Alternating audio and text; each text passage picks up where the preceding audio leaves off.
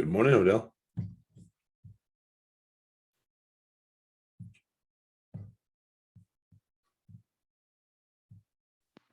Good morning, sir. How are you? Wonderful. And yourself? Great, thanks.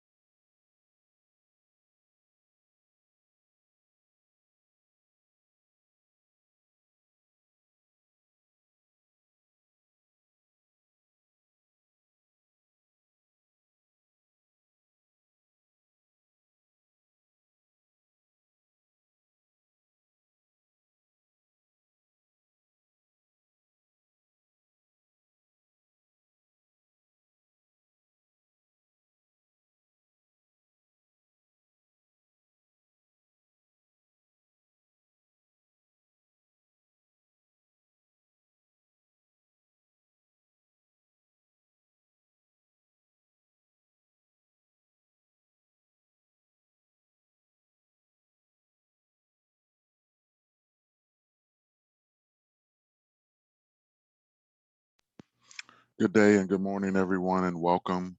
We will begin our lecture at 2 minutes after the top of the hour. So you still have time to get coffee, stretch, breathe. Again, 2 minutes after the start of the top of the hour. Good morning again and welcome.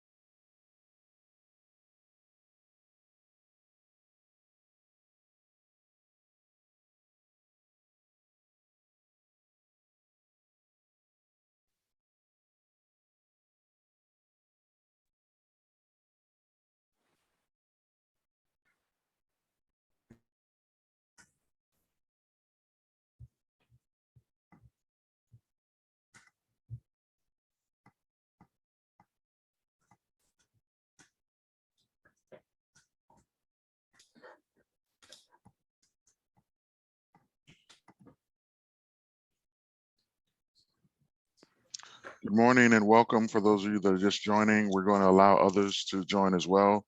We will start the lecture at 2 minutes after the top of the hour. Again, welcome and good morning.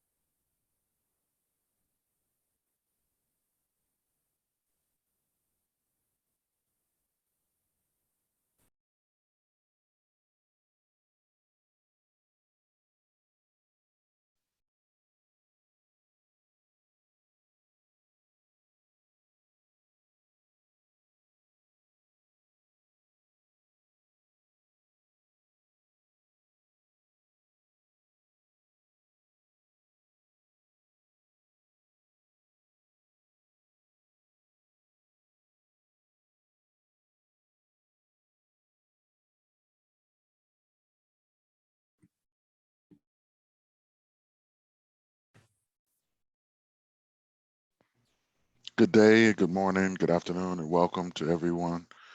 We are allowing others to join. We'll start in about 2 minutes. We got a full class here. Again, I'd like to welcome everyone.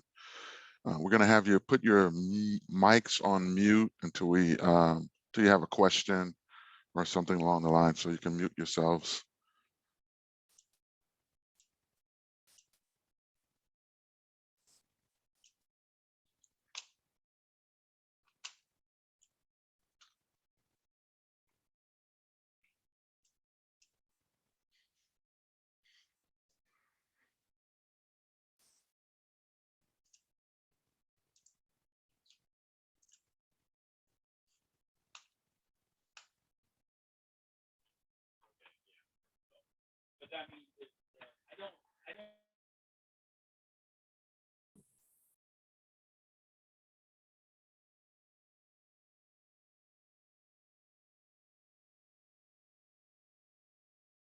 Welcome, welcome, welcome. Glad to have you this afternoon, this morning, or wherever you're calling in from. We're glad to have you. We're going to get started in another minute to allow others to join us. We have a very large crowd today, so thank you for your patience.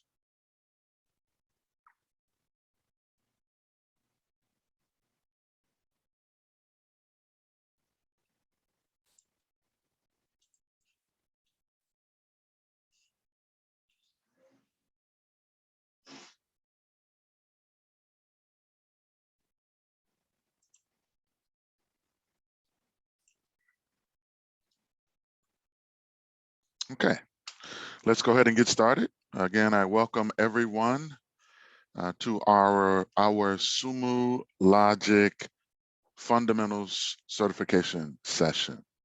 My name is Odell Gordon. I am a technical trainer here at Sumo Logic. My background here, I've been in IT for about 30 years now. I played several roles, started out DevOps, moved to database design, database administration, and of course, a technical trainer. Most of my tenure has been all around data, some point of dealing with data. I'm dialing in from the Midwest here. We're gonna have a nice, balmy, hot 90 degrees today, and hopefully you're somewhere nice and comfortable as well. Today, I'll be joined by my esteemed colleague, John Meredith. John, you want to join us? Sure. Good morning and good afternoon and good evening, depending on where you are in the world. My name is John Meredith. I am also a technical trainer here at Sumo Logic. I am based on the East Coast, specifically up in the state of New Hampshire. So I want to welcome you all. And our only ask, or at least my only ask, is I'll be here to man the chat area in case you have any questions or anything we can do to help you. Feel free to reach out, either unmute your mic and ask your questions, or feel free to type something in chat. So welcome. Thank you, John. And for those of you that did put in their location from in the chat window, welcome as well. Thank you, Daniel, coming in from Texas. Glad to have you guys. All right, let's go ahead and get started. As John mentioned, again, ask any questions that you have. You can post those in the chat for us. Thank you, Brandon, for coming in from Denver. Appreciate that. So let's talk about what we're going to cover in this here 3-hour session. I'm going to give you that 500-foot overview of Sumo Logic. Then I'll give you a demonstration of monitoring and troubleshooting. Then we will have the opportunity to get our hands dirty. We'll get into the labs where you'll be coming into our training environment, and then you'll be able to view some data that's being collected. We will search, parse, and analyze our data. During that analysis, we'll be able to identify trends and monitor critical events. We'll then create and modify some dashboards and then create some alerts. Thank you all, Wisconsin and Sacramento and Scotland. Thank you, Scott. Again, those that are actually putting in where they're calling in from in the chat, I appreciate that. Now, the last part of this here, our agenda is going to allow you to get certified in our fundamentals. Again, I'll get to that point. and give you an opportunity to certify. It's open book, open slides, open instructor. I'll be here and John will be here to help you. We want you to certify and pass the certification exam. All right, now, once you take the certification exam and you pass it, we want to reward you. We want to give you a $15 Uber Eats voucher, okay? So again, I'm gonna post this form up later once we get closer to the actual certification exam. So you can fill it out because again, you are going to pass this exam. No worries, I believe in you guys. All right, so let's get in here and find out how Sumo Logic can help us, okay? Do a demo and then we'll talk about some data flowing. First, I wanna bring you, this is that 500-foot overview of what can it do, or what do I need, and those type of things. How can it be shared across this? So I'm gonna give you that 500-foot overview. First, I'll go ahead and kind of relieve some bandwidth here, and I'll turn off my video so you can focus on the lecture as well as the slides. What you're seeing on this slide here is 4 examples of dashboards that you can create within our tool. So as I mentioned in my history, I've actually played DevOps roles. And early on in my career, I was able to actually go to the actual SOC office or the SOC environment, look for the Unix server, log into the Unix server, find the actual logs, then do some greps within the log. So that was a tedious process. But had I had the continuous intelligence platform from Sumo Logic, I could have came into the SOC office, the SOC environment, and just looked at the dashboard and looked at my operational intelligence. From my operational intelligence dashboard, I can glean information from it. For example, I can find out the health of my systems. Are all of my systems up and running? I can also find out if there is any mean time or identities, any mean time to identify or resolve. And we can find other system help information from an operational dashboard. So that's one example of what you can build within the tool. Now, from a security perspective, we could also find out information such as who's logging in, and if they're logging in, are they logging in from multiple locations simultaneously? Who's using the root access? So I can glean information from a security intelligence dashboard. Then from a business perspective, let's imagine that we issued a marketing campaign. We want to find out how successful it was. Maybe we want to find out what pages are people frequently visiting. What are they ordering? Things of that concern we can find out from our business intelligence dashboard. And then finally, from a global perspective, how is my business doing compared to other companies? So from that perspective, we can observe our data from a worldwide perspective. Again, just to kind of let you know, those were examples of dashboards that can be created within our CIP, our Continuous Intelligence Platform. Now, when we talk about those dashboards and finding out information, we're talking about doing that, completing that off of your data, your logs, and your metrics. Again, real-time insights, massive volumes of machine data. As I mentioned, your logs, your metrics, your metadata, your traces. These are all where your logs and your metrics are. So whether they are in your apps, then the Microsoft services, then the cloud already, they're in SaaS, wherever your actual logs and metrics are, we're going to allow you to go ahead and query those and search through them and parse through those. Now, what do we offer? Our analytics. First of all, be aware we're a multi-tenancy environment where your information is very secure, okay? We also have some advanced analytics that I'm going to demonstrate within the tool. If you need to add more space, we're scalable, we're elastic, we can grow and contract whatever your needs are, okay? Again, you'll see some machine learning. Some companies like to incorporate Sumo Logic into their products. Well, APIs might be a word, an approach. We support APIs, application programming interfaces, okay? Our security, you'll notice there's a little fly window out here over to the right here on this slide.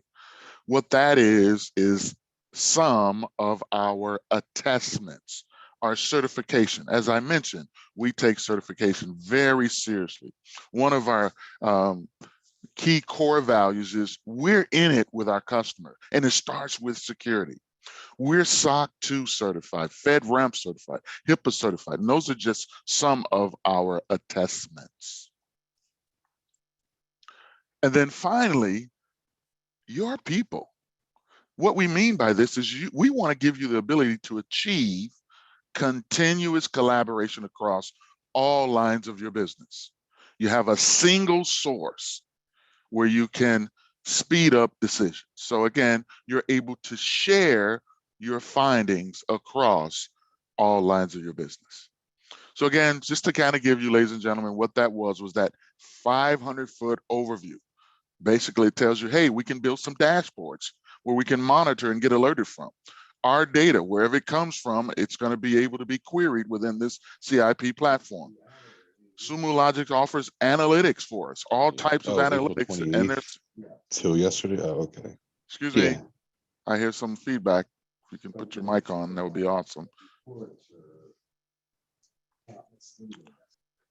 And then finally, your people, again, sharing the information across all lines of business. Right now, what you're seeing now here is a monitoring and troubleshoot flow here. First, what you want to do is get alerted. You want to be notified of a critical event. Well, you have that capability of setting up alerts within our tool, whether you're using webhooks to link to another alerting system, Slack, or maybe you're using ServiceNow. Whatever type of alerting system you're using, you can connect to it within our tool. So the first step is getting notified of a critical event. After that, then you want to look at your metrics to identify what's going on. After you identify what's going on, then you look at your logs to identify what's happening. So again, that flow, that's the sort of a process that you're going to go through, okay? Now, right now, I'm just going to give you a real quick demo. You can just watch for a second, ladies and gentlemen. I am going to log into my Sumo Logic environment. Now, let's imagine that I work for a travel company, okay? Let's imagine it's called Travel Logic.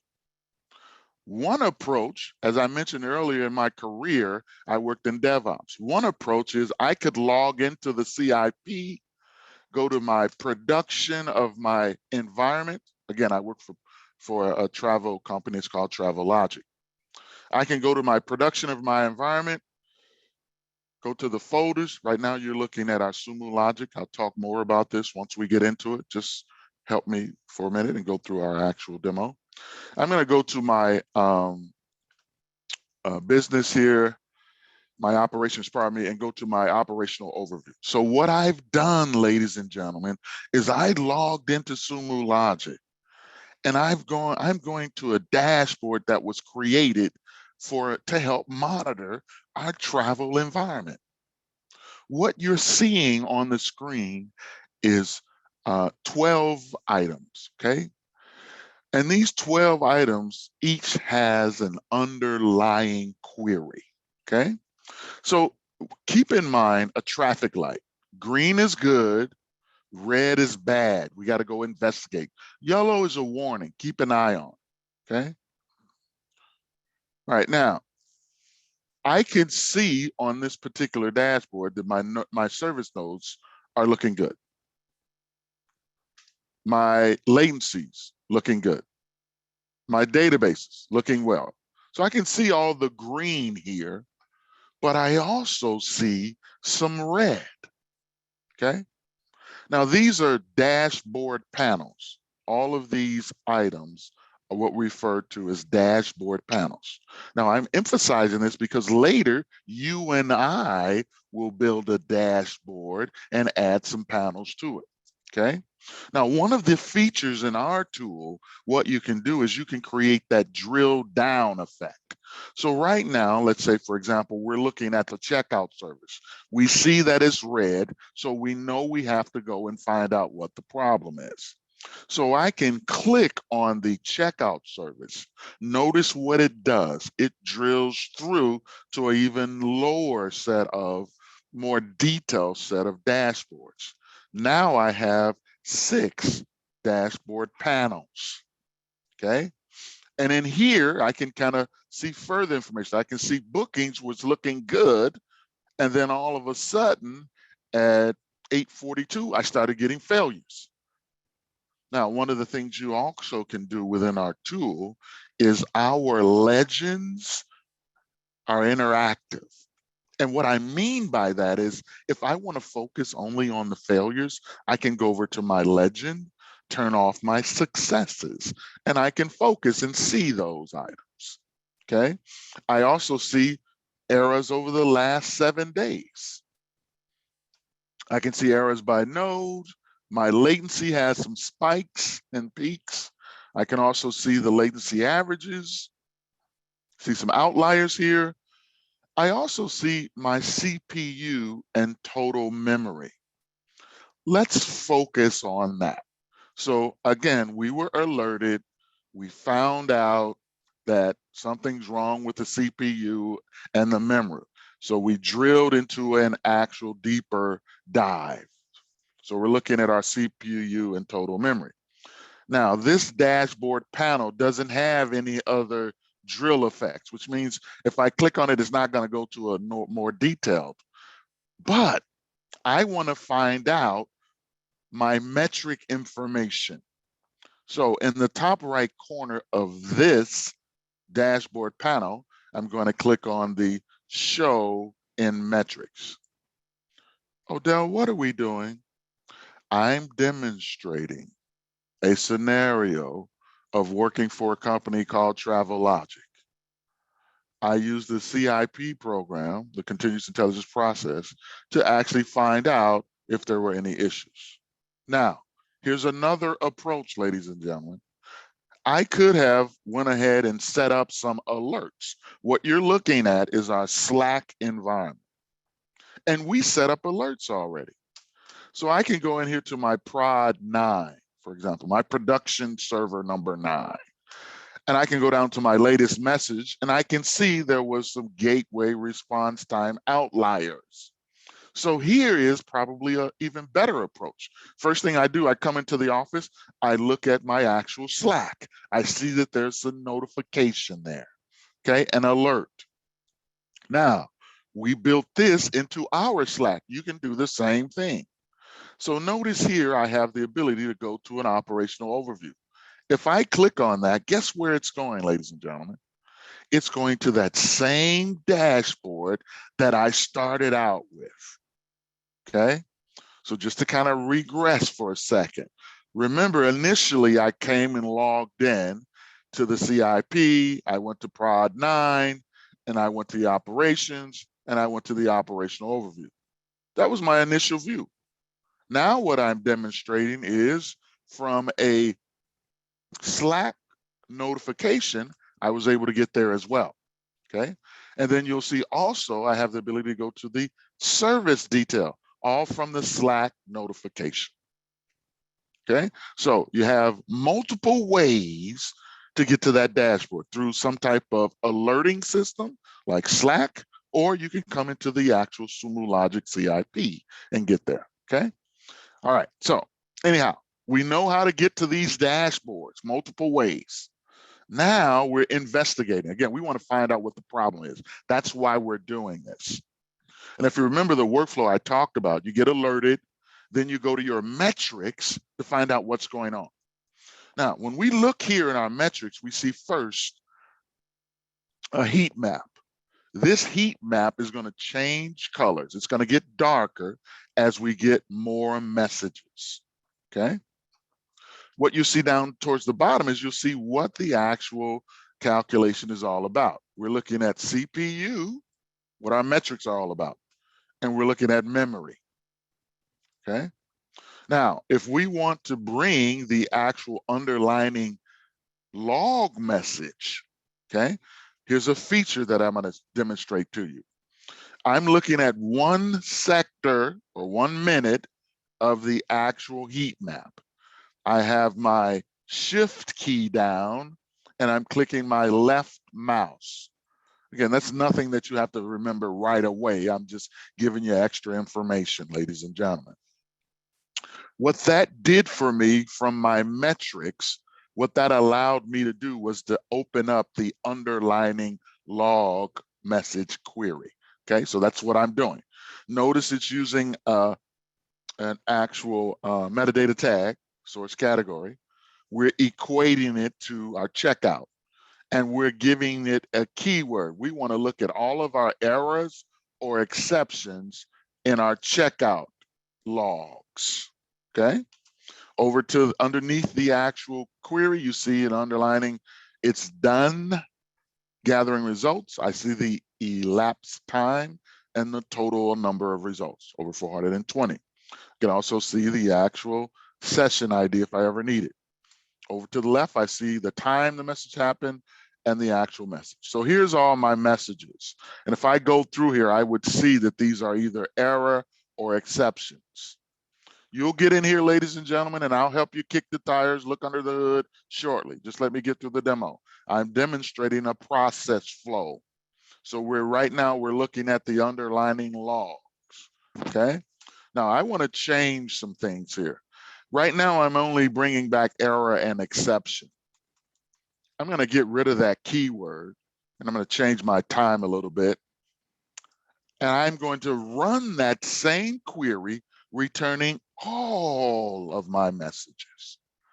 So notice here, from my checkout logs, I have over 27,000 messages. I'm seeing page 1 of 1,116. There's 25 items per page. Now, let's get into some of that machine learning. A lot of these messages, if we take a real quick eyeball of them, they're formatted kind of the same. So I want to use some of that machine learning called log reduce. What that's going to do for me, and if you notice my expression actually changed now, what's that's going to do, it's going to go through all of those messages, all 24,000, how many it was, and it's going to find out the common things that are common. It's going to group them together, okay? So I can see once it gets done, again, I'm focusing on when it's done gathering results, it'll give me a done. There it is. So I see of those 27,000 messages, 10,000 of them were this expression, 5,000 were this, and so forth. What we're doing is we're trying to investigate and find out from our logs why this happened. One of our other features that you can do within our tool is you can change the sort order by going to the column headers. So right now the count is in descending order. I'm just going to change it by clicking the column header. Again, I'm going to go through here and look for if I can find an error here and see if I can find out why this happened. And I see there's some messages in here, and you'll notice some of these messages that have been grouped, some of them have asterisks, meaning that the value is different. Everything else is the same, okay? And again, I'm just going through and looking for an error message that'll lead me to why this happened. And again, I'm not looking through all 27,000 messages. What I'm doing is looking at some of the groupings. Now, here's the one. Here's a message that happened twice. Okay, it says, hey, your info boot 27, Travelogic app starting cluster, prod 9. That's perfect. That's great. Services checkout, great. Version is 1.14 dev. Okay, no, wait a minute. Can any of you identify what the problem is here? You can either unmute your mic or you can type it in chat. What do you think the problem is here?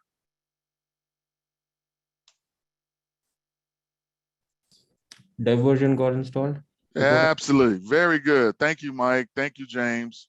Thank you, those that commented. That's excellent, ladies and gentlemen. Remember, one of the things that I mentioned to you very on was that I work for Travelogic. I'm going to my production environment. Well, what we found out by looking at our logs is that someone promoted a dev version in a production environment. Okay. All right, so all of that, ladies and gentlemen, was my demonstration of one, alerts. I looked at Slack and found out I was being alerted. I also could have just logged in to the CIP, looked at the dashboard and found out as well. So we notified of critical events. Then what you and I did was we identified what was going on by looking at the metrics. We looked at the CPU and the memory. From there, we then went into the logs and we filtered down to find out what was happening. Okay. All right, very good. Now, let's talk about a logical data flow here. Okay, and what we mean is once you get your data in, what do we do? Okay, so let's talk about step one here, data collection. And I want to lean on your imagination for a second. Imagine that you had a highway, and on one end of the highway you have Sumo Logic. On the other end of the highway you have your environment, your logs and your metrics. Now, how do we get your logs and metrics into Sumo Logic? Well, we're going to use something called a collector, and I'm going to give you an analogy. It's a vehicle. It's going to get your logs and your metrics into our Sumo Logic cloud environment. It's called a collector. That collector defines your sources. Okay, so maybe your S3 buckets, your access logs, your error logs, things of that sort. So that collector is going to define your sources. One of the key things that the collector does, ladies and gentlemen, it encrypts, it compresses, and it sends. If you want to find out more information or learn more about collectors, we offer an administration class. That class is going to be offered this week. So again, I'll show you where you can register if you haven't registered for the administration course. Okay. So anyhow, we're using a vehicle to get your logs and metrics into our environment. The vehicle is called a collector. Step two in the data flow.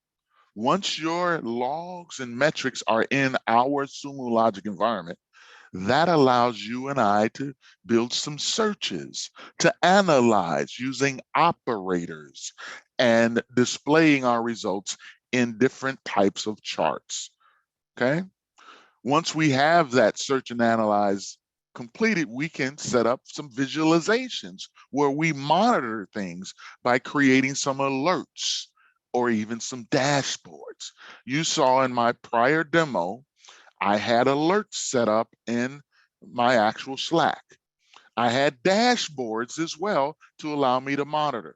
So that's the flow. Get your data into our environment, build some actual searches, analyzing, using operators, display it in different charts, and then set up visualizations, dashboards, and alerts. That's what we're going to follow today, specifically on this searching and visualizations. All right, now I know this slide often looks overwhelming to users when they first see them, but what I want you to remember is, I tried to lean on your imagination. I talked about our information highway. On one end of the highway is our Sumo Logic environment, okay? And on the other end is your metrics, and logs. What I want to do to this slide, ladies and gentlemen, is divide it into two parts. I have an install collector part on the left side, and I have a hosted collector on the right side. Now, you and I were talking about a vehicle to get your logs and metrics into our environment. We know that vehicle is referred to as a collector. There are two types of collectors. There's an installed collector and there's a hosted collector. Now, let's take a look at the installed. An installed collector would be if you have on-prem environment. So if I wanted a distributed installation, I would install a collector on each one of these groups of servers. Okay, that's sort of a distributed installation.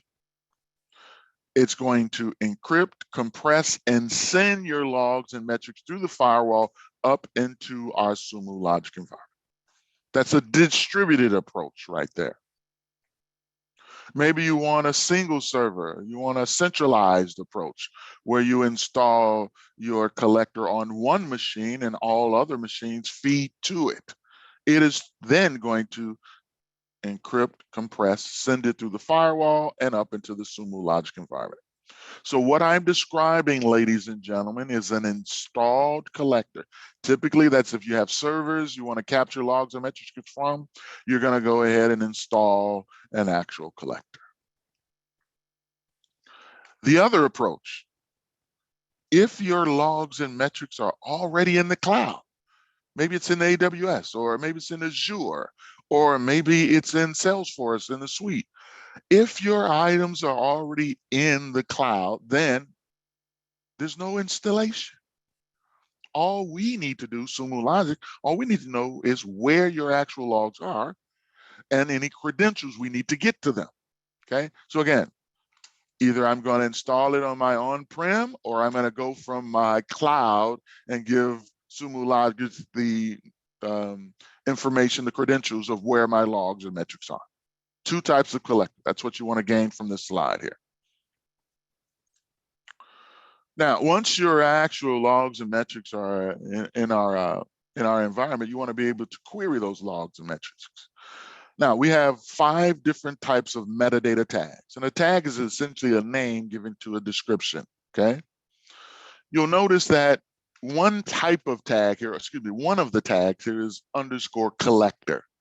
So I can equate my underscore collector to maybe a host name. Again, I'm trying to get to my logs and metrics. That would work, but that's a broad approach. Maybe you want to use the underscore source host, where you give the host name. Again, a more broader approach. What you notice out of all 5 of these is the one at the bottom is in bold. That's our preferred method. That's the recommended method. You're going to see us utilize that method throughout our actual upcoming labs, where our underscore source category can be equal to, let's say, labs Apache access. We can freely configure the underscore source category.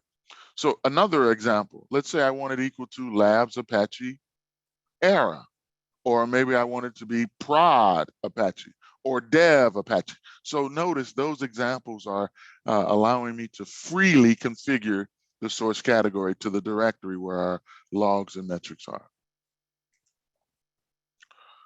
All right. Enough for me whining and talking about all that good stuff. Let's now, first, I want you all of you, to think of a 3-digit number for me. That number can be from 1 to 999. Okay. Once you think of that 3-digit number, go ahead and add it to our chat area. Okay. And what I want you to do is I want you to watch me first, then I'll paste the actual steps. Oh, John has already done it. I'll paste them in there. Just give me a second. I want you to watch me first, then log in. Okay.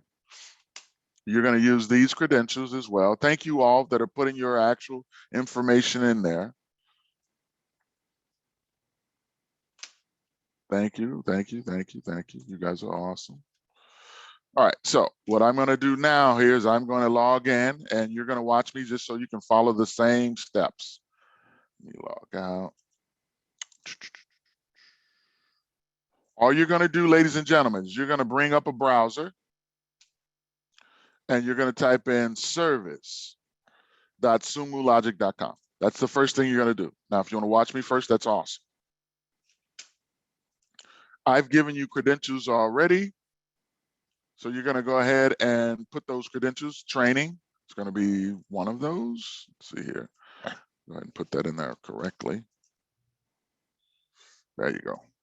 All right, so again, it'll be training and then the plus symbol, and then you'll put in analyst. Odell, you've got training plus user that you've been copying in. Should be training plus analyst, right? Yeah, I'm sorry about that. Let's go back. Again, to folks, our I just put in it's training plus analyst, not training plus user. Thank you. Yep, thank you, John. Good catch.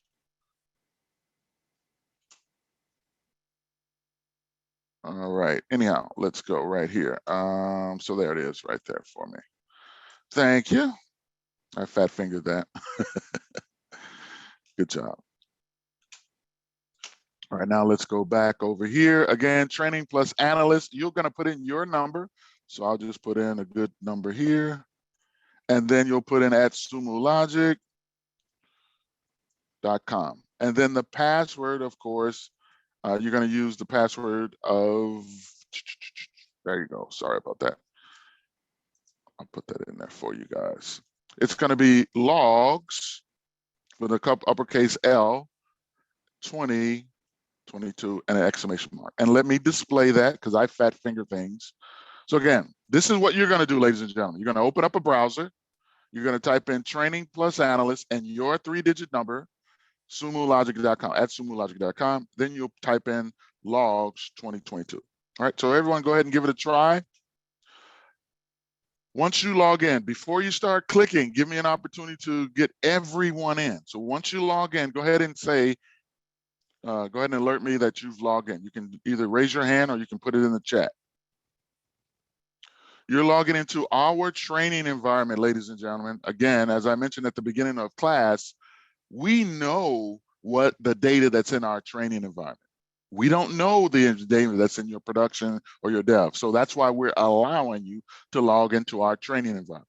Now, be aware that the training credentials you're using, you can use the password changes the first Monday of every month. So you have all of this month to go ahead and play around in this environment. Again, the password is going to change at the beginning of the first Monday of the next month. So every first Monday, we're going to change the password. You can always email the training environment to actually get the new email if needed. Okay. Anyone having any problems getting in here? Please let us know in chat. I don't want to leave anyone. Okay, James, what's your issue? Let me know what's going on, why you can't get in there. What are you getting the error message or anything?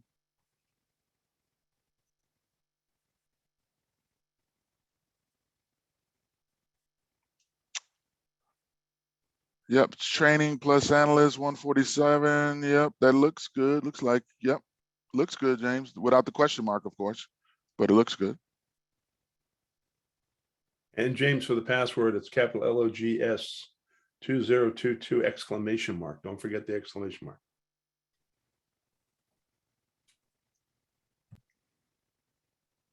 All right, so hopefully everyone, the majority of you have gotten in. If you have any issues, go ahead and reach out in the chat and John will get you on board. If you're getting a message that you're locked out or something like that, use another number.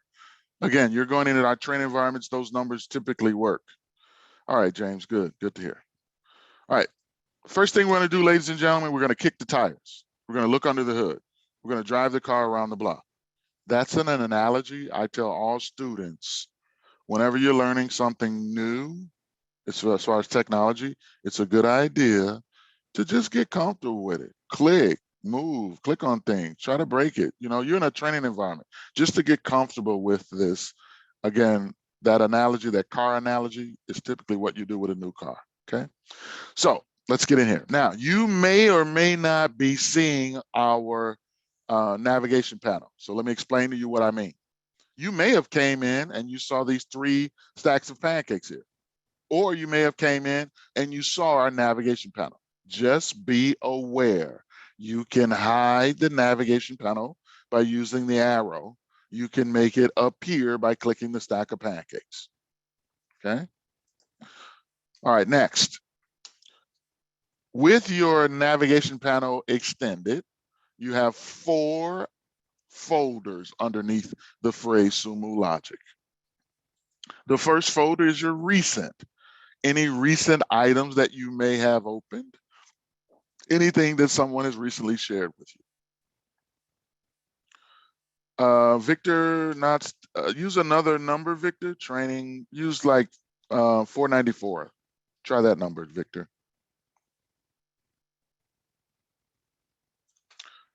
Again, we're talking about the 4 folders in our navigation panel. We just talked about the recent.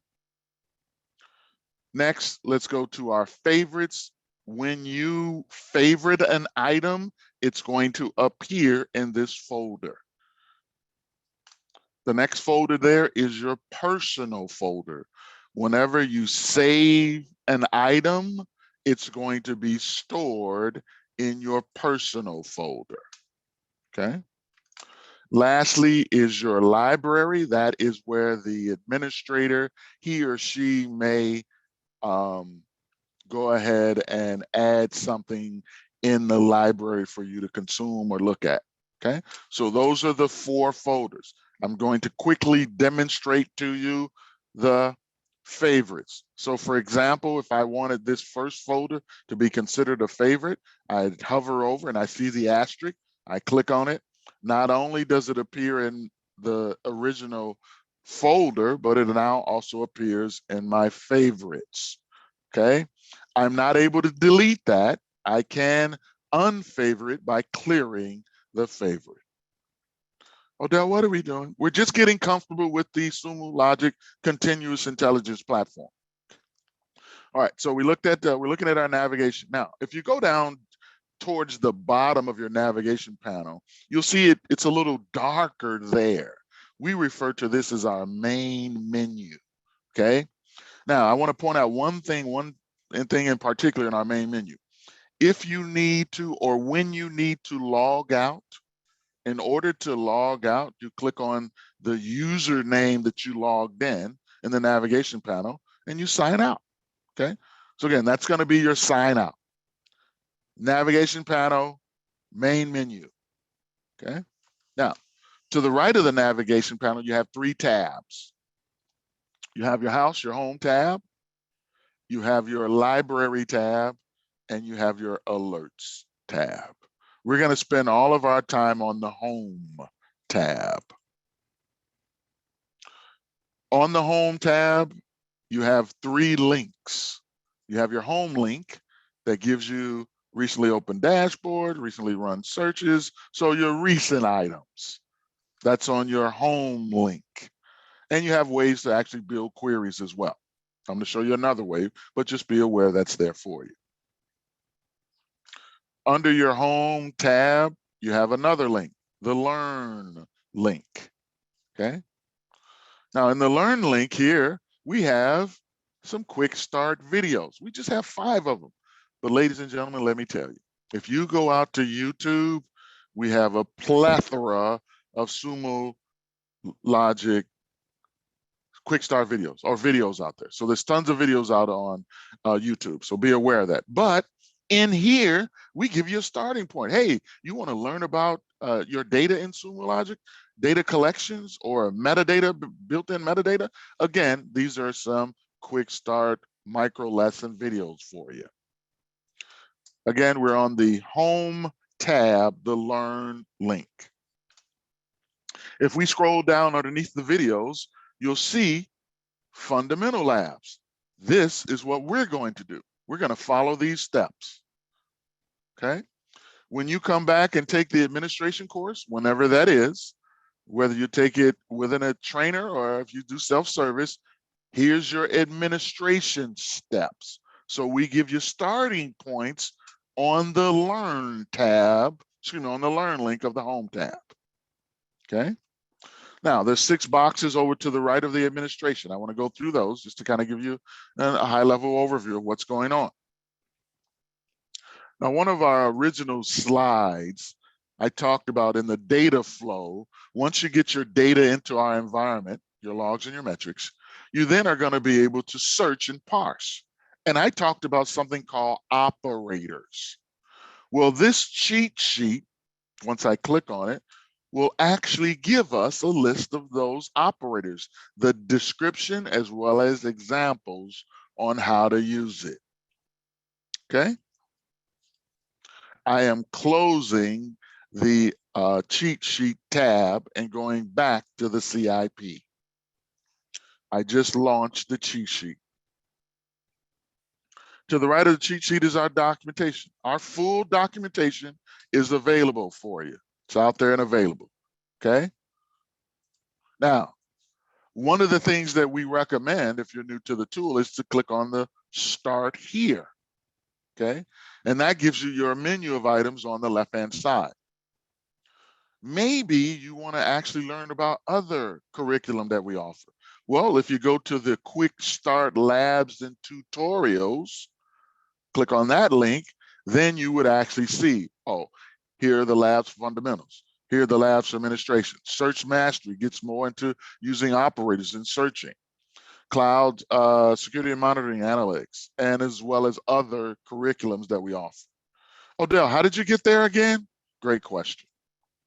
So again, in our CIP, if I go to the documentation, it's going to launch a new tab. From here, a good starting point is where it reads Start Here. So once we click on that Start Here, another good starting point is Quick Starts, Labs, and Tutorials. Okay. I am closing the tab that was launched for our documentation and going back to CIP. It's a good practice, or it's a good idea to keep track of what's new. Again, this is a software company. They're often changing, bringing new things in. Here's your what's new box. If you need to log a ticket, you can ask support. As I mentioned during the introduction, if you want to get trained, you want to find out more about our upcoming courses, I just clicked on the Get Trained. It's launching our LMS system. And from here, you can find out. Right now, we have all of our May courses listed. Soon, you'll see our June courses as well. So if you wanted to register here, you can just click on any one of these disciplines, register. It's really quick, and you'll be ready to take our course whenever it comes up. Okay. I am closing the tab for Get Trained and going back to the CIP. We're just kicking the tires, looking under the hood. All right. Lastly, the community. That's where other Sumo users share information, find out information, things of that sort. Okay. So that was the Home tab and the Learn link. Okay. Now, often students ask, hey, Odell, is this course being recorded and when can I get the recording? Here's the answer for you. All right. So if we click on the actual certification link under our Home tab, certification, and we click on that Get Certified. Again, I want to find out where the actual recordings are and the slides, okay? So I'm demonstrating how you get there. If you come to the recorded live training, you click on that, and we, of course, right now, we're doing the fundamentals. So here, once you click on that fundamentals link, you click on register free. It's really quick. You'll be able to find out, excuse me, you'll get the 2-hour lecture. Let me turn that off. So you get the 2-hour lecture. It's the same material I'm speaking on right now. You'll get the fundamentals slides as well as the student guide. Okay. So again, that's available for you. Odell, how did you get there again? Again, you're in the CIP, Continuous Intelligence Platform. Then you want to go to the Home tab. the certification link, the Get Certified. That launches our Skill Jar app. And from here, you go into the recorded live training, okay? I want to point out one other thing while you're here. As I mentioned early on, the actual password that you're using for your training credentials, it'll change the first Monday of the next month. So if you ever wanted to come out here and see what the password is, you can actually come out here. Let's see if they moved it. Yeah, it looks like they moved it. But I'll show you coming up. There's another way you can find out the password. I'll show you once I log in again, so no worries. But be aware you can get to all of that information by going to the Get Certified. Okay? Questions? Questions out there so far? All we're doing is just kicking the tires right now. Okay? All right, I'm closing that tab and getting back to the CIP. Let's go ahead and get started here, ladies and gentlemen.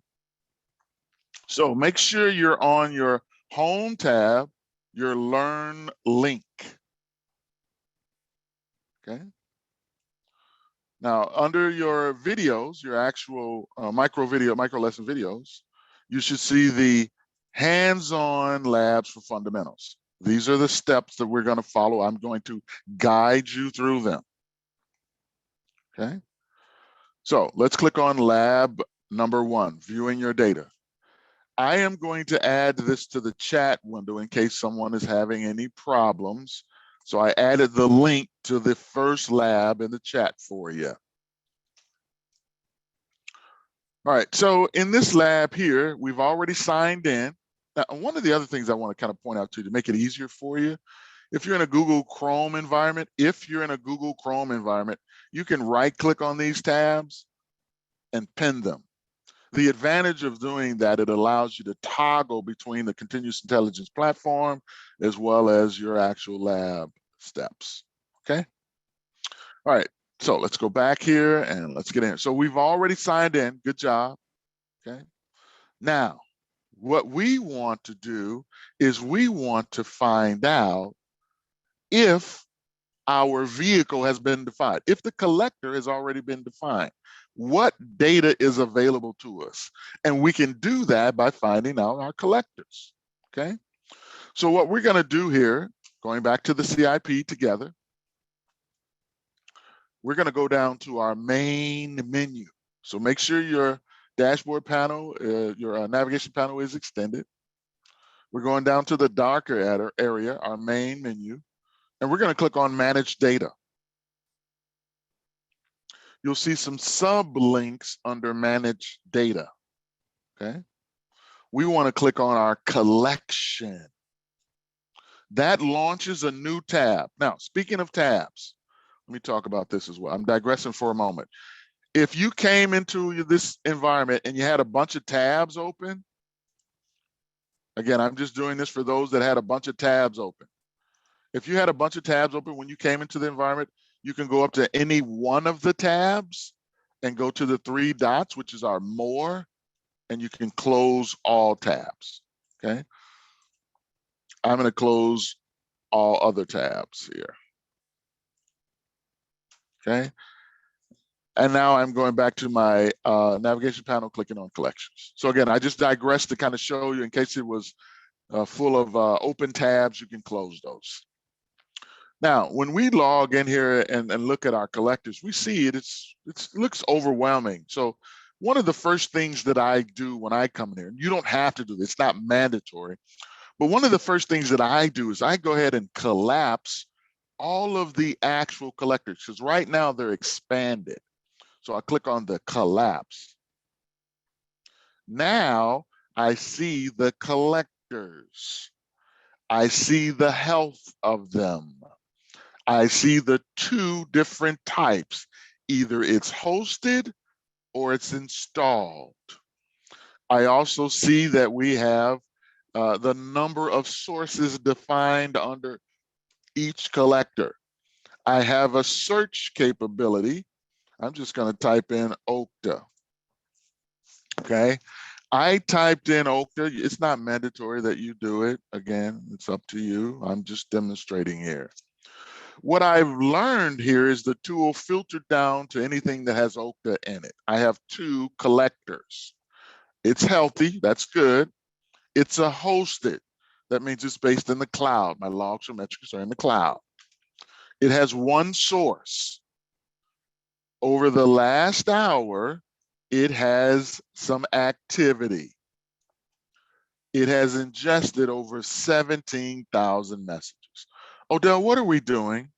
We're analyzing and looking at the actual data source, our collectors, to find out if they have been created. That's all we're doing, okay? Now, if I expand that first collector, I can see the actual source category. So this is our Okta logs is what we're bringing back, okay? I'm going to collapse that first item. And if I look at the lab sec demo, it's healthy. It's a hosted, which means things are in the cloud. It has 5 sources defined underneath it. Over the last hour, it has had some activity, and it has ingested over 21,000 messages. If I were to expand the actual if I were to expand the actual collector, I can see the sources being defined. I'm getting my CloudTrail logs, my guard duty, my S3 buckets. So again, those 5 sources are defined under this collector. It's ingested 21,000 messages over the last hour. Okay. All right, so that was part of demo lab 1. Hopefully you're following along with me. I'm now moving down. We're going to take a break shortly, so hang in there. I'm now moving down to let's open a search page. Okay, and what I'd like for you to do, everyone, if you could, under number 4, again, we're on lab number 1, under number 4, I want you to copy that expression. I also put it in the chat for you as well. Okay, now, again, we're going to copy this expression, go back to the CIP. You can close the collection tab. We can always come back to that, ladies and gentlemen. We can always come back to that. So let's click on that and close it. And we're going to go ahead and add. So click on the new blue button, the new. We're going to add a log search. All right. So notice when you add a log search, by default, the time is the last 15 minutes. What we're going to do is place our cursor in the actual query area and paste. Now let's read this and get a high level understanding. Remember, I talked about our recommended metadata tag, source category, okay? Some of you may be familiar with SQL, okay? Our tool has similar features as SQL, like the asterisk, which is a wildcard. So this message is saying, count up all of my source category messages, count them all up, okay? Over the last 15 minutes.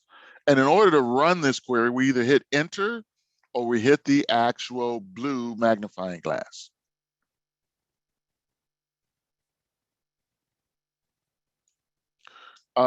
David, you don't have to copy it. You can also type in asterisk, pipe, count by, and source category. So you can type that in. Sure, I got it.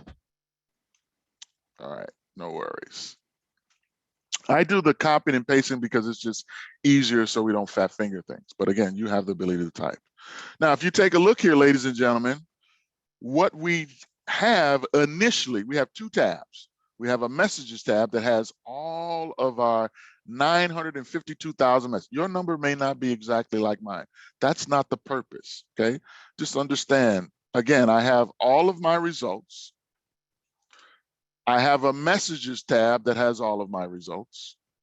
When we utilize an aggregate such as min, max, count, average, when we use that in our query, it's going to automatically give us an aggregates tab. So I'm on the aggregates tab and I can see from those different source category the amount of messages. So I can see from my Kubernetes here, it had over 67,000 messages and so forth and so on. Okay. Tyler, so if you have this expression, the count by source category, and you ran that, make sure you're, I just count with a number. No, I want you to go ahead and make sure your expression looks exactly like ours. So you're doing an asterisk where we're saying all of my messages, I'm piping, which means continue the expression, counting by underscore source category. Okay. All right, now that's what, no, look at the by and the source. See, there's a, you have put a space, there's a space between by and the underscore source, Tyler.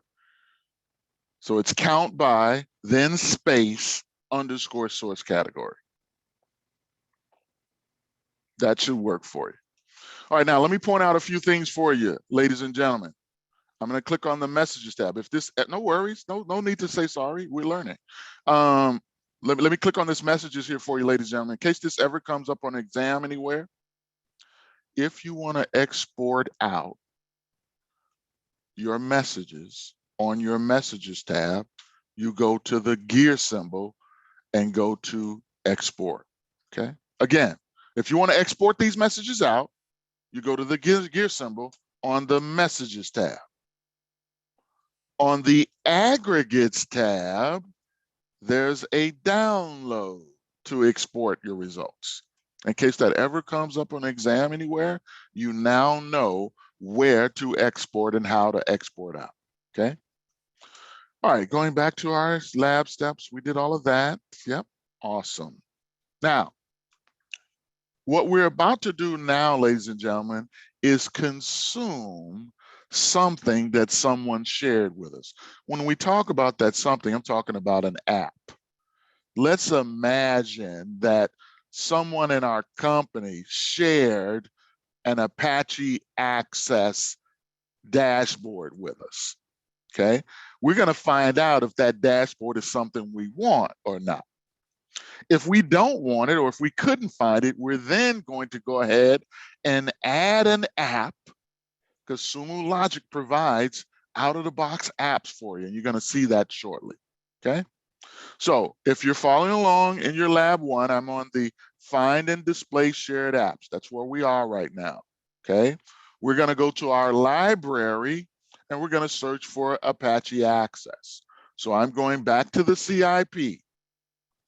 You can close those tabs if you want. Make sure your navigation panel is expanded. Click on your library folder.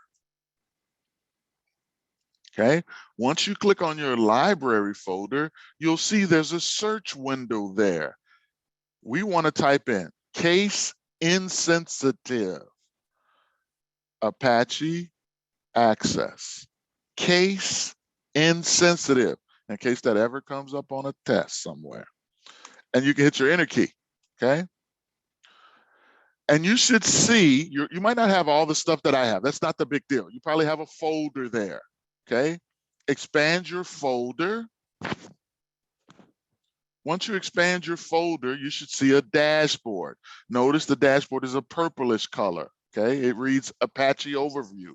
Let's go ahead and click on that Apache Overview dashboard. We see another tab launches, and we see dashboard panels. Remember I mentioned to you that each one of these panels has an underlying query. I keep emphasizing that to you to kind of give you the big picture. We're going to create some log searches that's going to allow us to display them on a dashboard, okay? Anyhow, this is a dashboard. Look, I have I can look at my actual visitor locations, my response time, my responses over time. So this particular dashboard was shared with us. We don't necessarily know if they changed any of the queries or anything like that. It was shared with us. Let's imagine that either A, they changed something about the original dashboard, or B, we couldn't find it. Let's imagine we couldn't find this Apache overview. Well, what we have, and I'll go back just to the lab, just kind of give you that overview. If the dashboard, and here I am under number 4 to kind of lead you through this, if the dashboard doesn't show the type of information we're looking for, or if our library search didn't find any useful shared searches, it's a good idea, ladies and gentlemen, to install the Apache Access app. Odell, what's that? Sumo Logic apps deliver out-of-the-box dashboards, out-of-the-box save searches, out-of-the-box field extractions. Okay, so you get all of this out-of-the-box things if you're not finding what you want. They're also the best way to explore a new data source on your own. So that's what we're going to do, ladies and gentlemen. Someone shared an Apache Access dashboard, but we want to bring down the actual app. Okay, so let's do this together.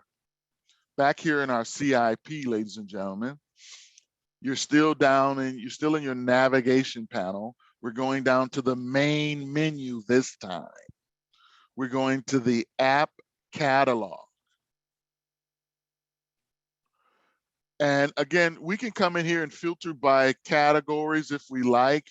We can type as well in the search. And again, we're just going to type Apache case insensitive.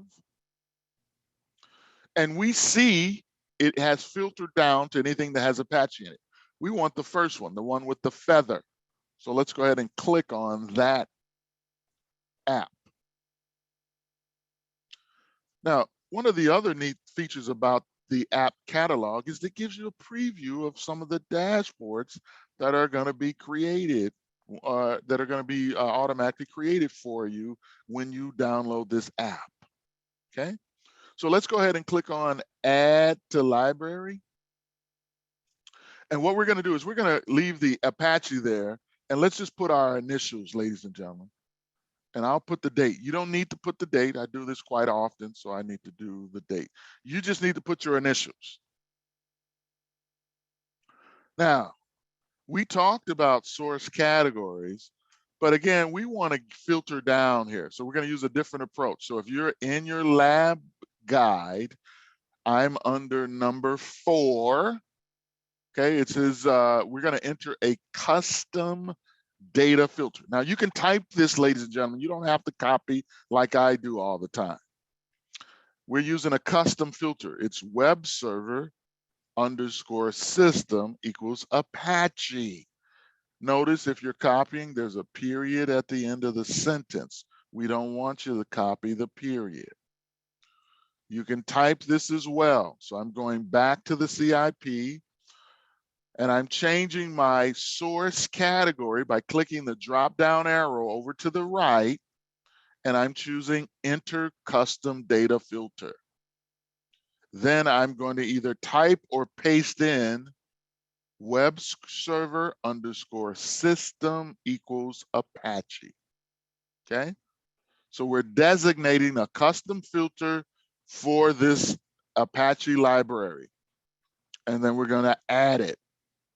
Now, you all should remember, whenever you add something, you create, save, or add something, where's it going to store it for us?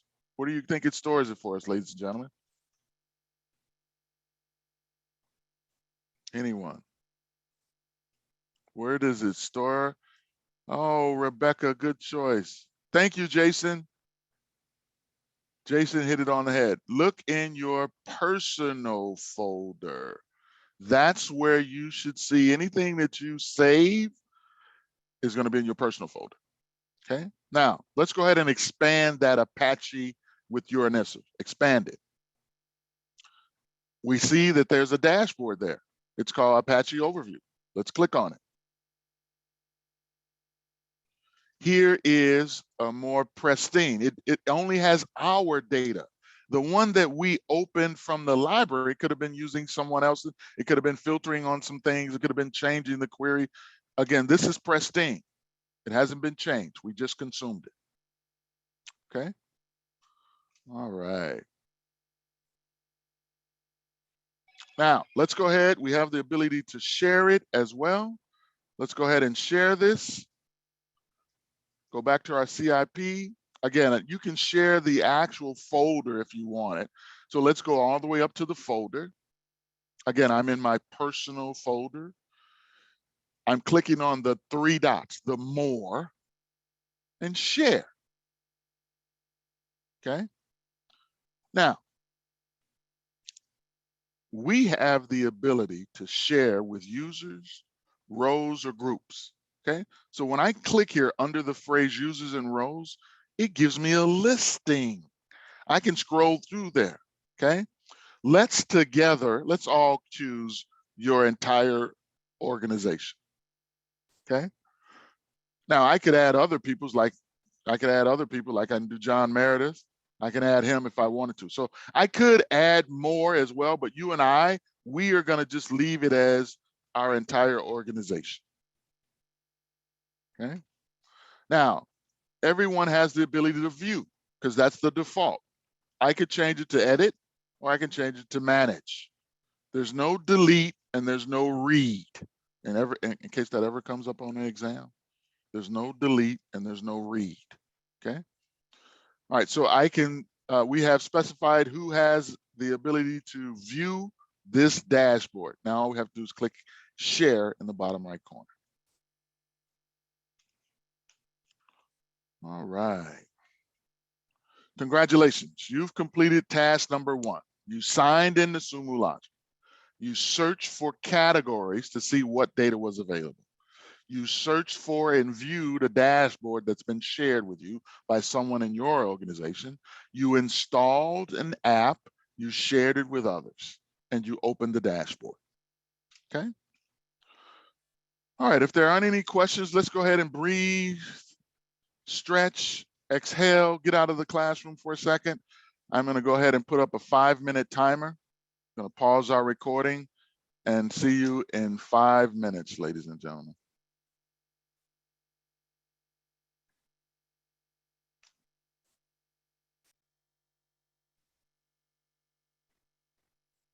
Okay, welcome back, everyone. Hopefully you got a chance to breathe, stretch, exhale, get away from the computer for a moment.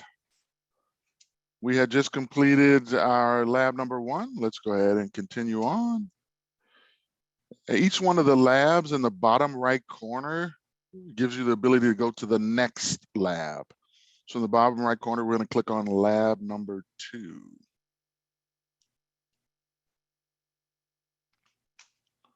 All right, so lab number 2 here, we're going to create a query. Okay. We want to search our log messages that include the keyword get. Okay, so in lab number 2, under number 2, I'm going to highlight this and copy it. And I'll go back to the CIP. Okay, I'm going to close all these tabs because we don't need those tabs. So I'm going to close all the tabs. We can always get back to those tabs. No worries. Let's go ahead and click on the blue new button and let's create a new log search. Now, let me demonstrate a few things to you, which I hadn't before. When I click, or when we click in the actual log query area, notice it gives us some metadata tags. One of the things we can do is we can just click, and the type ahead will allow us to search. You don't have to do this, ladies and gentlemen. I'm just giving you the ability to see what it can do. And if I get my fingers correct here, so I could easily go down to Labs Apache Access and click it. That would work as well, okay? Just trying to show you some features, but we copied and we paste. Let's kind of read what we're doing here. We're saying, hey, go and get our access log messages, okay? We're using the source category, the metadata tag source category. We're equating that to Labs Apache Access. And we're saying, hey, we want to bring back all of the get messages. So whatever's in Access that has get in it, bring it back. And we're going to go ahead and do that for 60 minutes. So over here to the right, as I mentioned earlier, when you create a new log search, it's going to default to the last 15 minutes. You have the ability to change that. So if we click on that last 15 minutes, we get a set of choices. We get 3 tabs. Now, some of you may only get 2 tabs, or you may not get recent because you haven't been in here before. But you'll see relative times. You may or may not see items under your recent, as well as customizing by date and time. So you have that capability. We, of course, want to use the last 60 minutes so we can quickly type in relative or choose relative. Speaking of typing, again, I'm digressing to help you with the time. Notice I don't see a 45-minute, okay? Let's hypothetically think that it wasn't in recent either. So if I wanted a time that's not displayed, here's the feature, ladies and gentlemen. You start out with a minus symbol. Then you type in the time and you use M for minutes, D for days, H for hours. Okay, so again, I can type in 45 and put M there. Anyhow, I digress. We are running this expression, this query for 60 minutes. Click on the blue button. All right, you get a histogram. So minute by minute, you have the ability to hide that histogram. Okay, I can click hide or show over to the right of the histogram. Underneath the histogram, I get the status, the time, and the results. I get a messages tab. In my field browser, I have the time is going to be displayed and the messages. In my actual results here, I see one of 1,240 pages. I have 25 per page. If I take a look at the first message, it's giving me the actual time, it's giving me the actual message, and all of these have get highlighted in them. Okay. Next, we want to be able to filter out. We want to make finding our answers easier. Good question, good point, Ranveer. Ranveer asks, hey, do we need the and? That's a great point. And that's a question on the test as well. The and is implied. So the answer to your question is no, you don't need the and, it's implied, okay? Good question, thank you for keeping me honest, sir. All right, now, continuing on here. As I mentioned, we want to filter out some items, okay? So let's go back to our actual lab steps. We want, and where I am, ladies and gentlemen, I'm in lab 2. I'm under the parse this message. So what does parsing do for us, Odell? Parsing makes search results much easier to scan and interpret. Let's parse the log message for the information that follows the get and build a new query. We're going to parse for URL, status code, size, and referring message. Okay, so if I take a look here at the message, what we want is we're going to want the URL. We're going to want the size. Excuse me, we're going to want the status code, pardon me, the size, and then the referring URL. So I want you to watch me first, ladies and gentlemen. Okay, this very first message, we're going to use a parse anchor. There are other types of parsings. We're using a parse anchor. Parse anchor is used when your messages are all formatted alike. Okay, these messages are all formatted alike. Okay, so I am going to anchor on that quote to the left of the get, and I'm highlighting all the way to the quote of the right of the URL, the referring URL. So go ahead and give that a try, ladies and gentlemen. In your first message, highlight by highlighting with the quote to the left of get, all the way over to the quote of the referring URL. Yours should look similar to mine. Okay, now let's right click on that highlighted item. We get a set of choices. We're going to choose parse selected text. Okay, so again, you want to follow these steps, everyone. Now, what we're going to do here is we're going to highlight what we want to parse out. So if you watch me first, I'm going to highlight this first URL here. When I highlight it, I automatically get a yellow phrase. And it says, click to extract this text. So when I click to extract, it replaces that phrase that I had highlighted with an asterisk. I am, you are, we are going to give it a field name. So let's call it URL and add a comma. Well, Del, what are we doing? What we're doing is we have over 30,000 messages. We're going to make looking at those messages easier because we're going to filter out the URL, the size, the status code, and the referring URL. Okay, and you'll see the benefit coming up shortly. All right, let's continue on.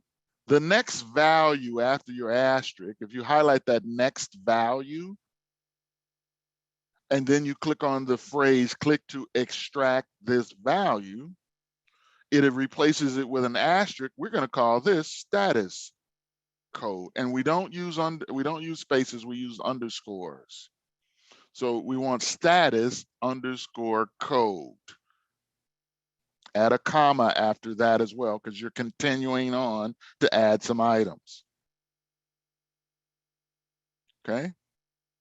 Now let's go ahead and highlight the next value. Okay. That next value is going to be considered size. So let's click on the phrase, click to extract this value. Down in our fields, let's call it size and add a comma. Odell, do I have to use these field names? No. It's not mandatory you use URL status and status code and size. It's not mandatory, but it's a good idea to create some meaningful, logical names. Okay. All right. Lastly, let's go ahead and highlight that HTTP all the way to the .com. Let's highlight that last referring website. And let's click on click to extract. It replaces it with an asterisk. And let's type in refer, meaning the referring website. Okay. So we've parsed out all of those values and created some field names. Let's go ahead and click on the submit. Okay. Now, if you notice, if you take a look at your query, initially you were saying source category equals labs Apache access and get. Then we continue the query by using a pipe. Again, we could have had this all on one line, but if we're going to start adding more code, it's a good idea to layer them so you can visually read and understand. Okay, now let's understand what's going on here. We're saying continue on. We're using a parse anchor. We're parsing, we're looking for the slash, we're looking for the word get. The next field after get is going to be called URL.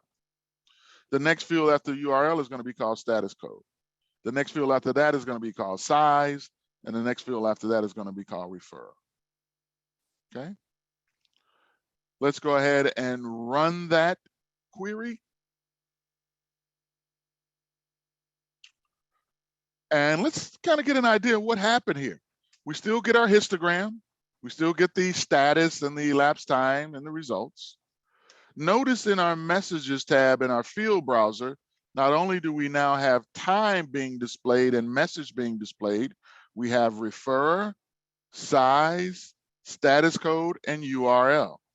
So if I look at my actual message, I see time, the referrer, the size, the status code, and the referring URL.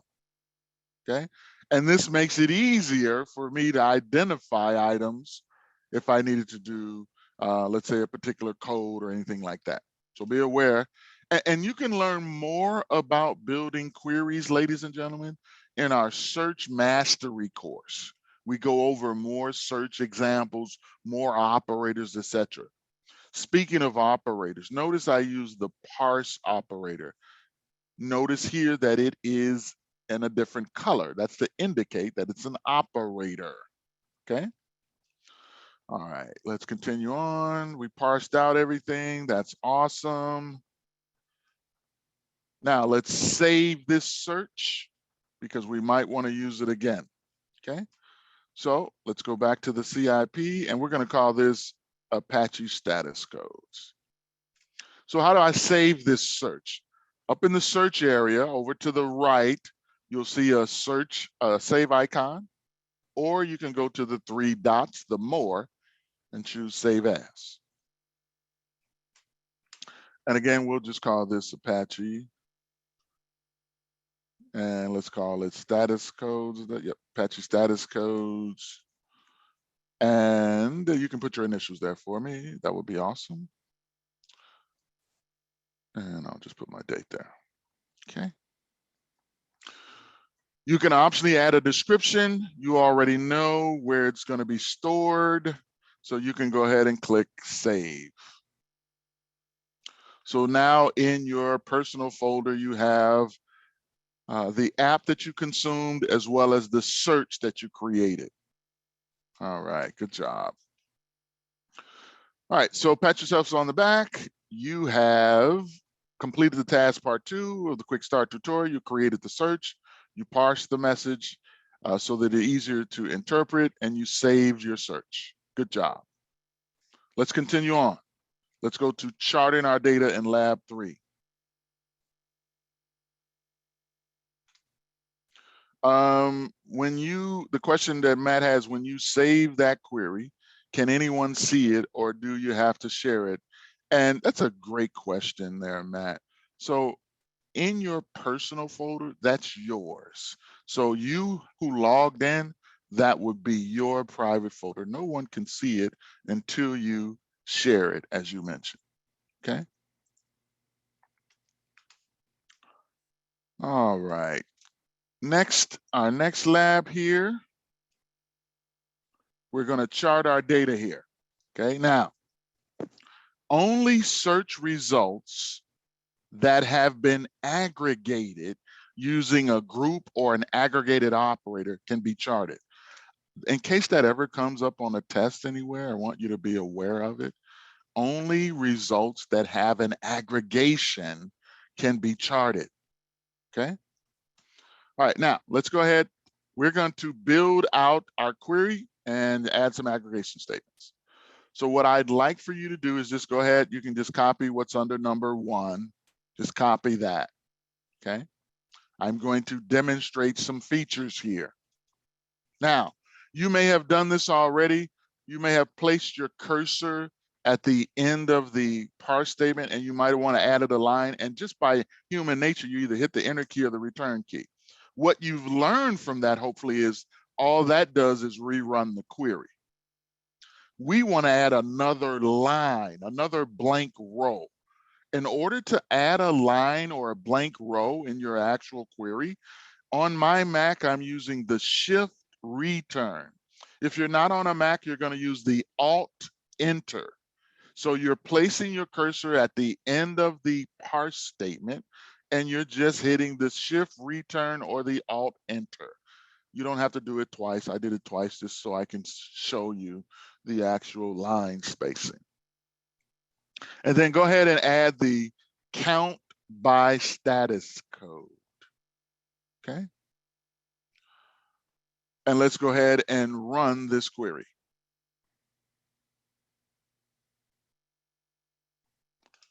So what we've done here is we have our original messages tab. That hasn't changed. We still got original messages.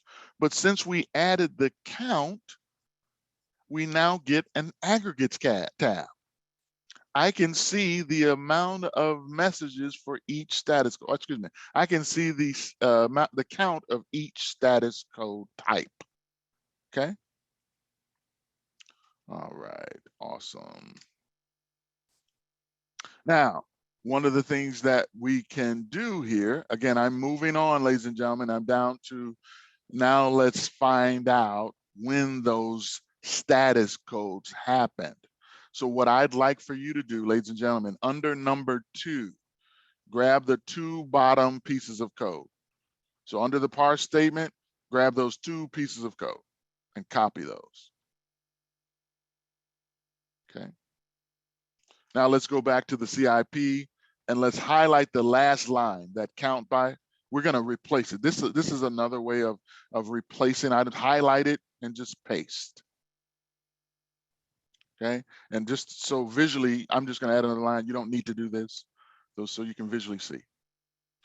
So let's kind of see what's going on here. It says, "Hey Odell, you're getting all your messages from your access, the get messages. You're parsing out URL, status code, size, and refer. We want to render your results in buckets." What type of buckets, Odell? 1-minute slices.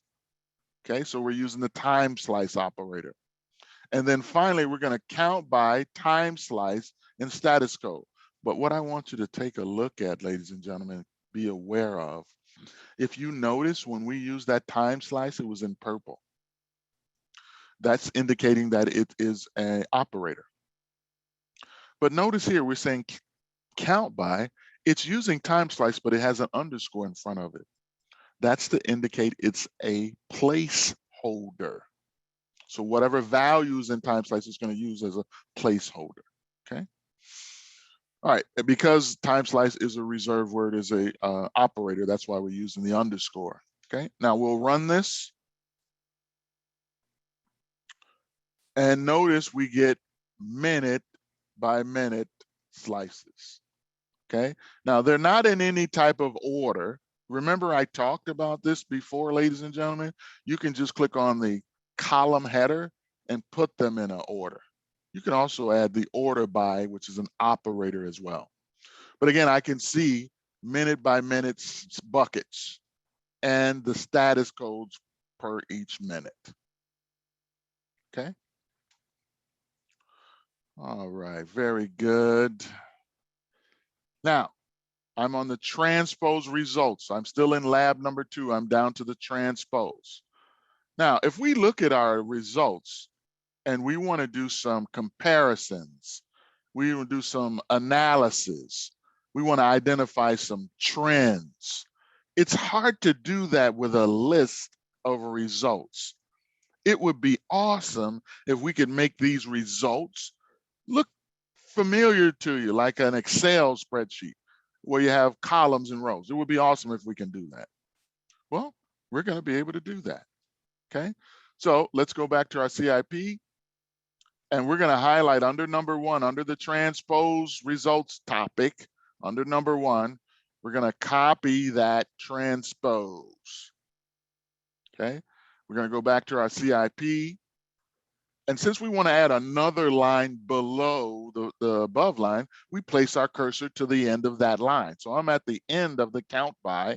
I'm using Shift Return on my Mac. You would use Alt Enter on anything else.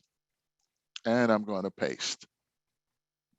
So we're already counting by our time slices and our status code. Here's our results. Now we're saying, hey, Odell. Yours might not say, hey, Odell, but it says, hey, Odell. Transpose. I want my time slice to be on my rows, and I want my status code to be on my columns. And let's run that. And if you take a look, here's my actual time slices on the rows and my actual status codes on the columns. So I can do comparisons. I can do analysis. I can identify trends. All right. All right, so much better. We can, Sumo can create something even easier to read. Let's visualize the data by making a chart, okay? Now, remember, ladies and gentlemen, in order to display your items, you need to have an aggregate tab. How do you get an aggregate tab? You need to add either count, min, max, average, some type of aggregation. So we have an aggregates tab. We can display these results. Let's say we want a chart, a bar chart, or maybe we want a column chart or line chart, or maybe we just want a pie chart, okay? Now, be aware, again, if you want to go back to the actual values, this first icon here. So these are like toggles, toggle on and toggle off, or switching between this view versus that view, okay? All right, so we all have our results in a pie chart. Awesome, very good. They want a bar chart, so I'll quickly switch that to a column chart. Now, notice, and you might have to use your scroll bars down at the bottom.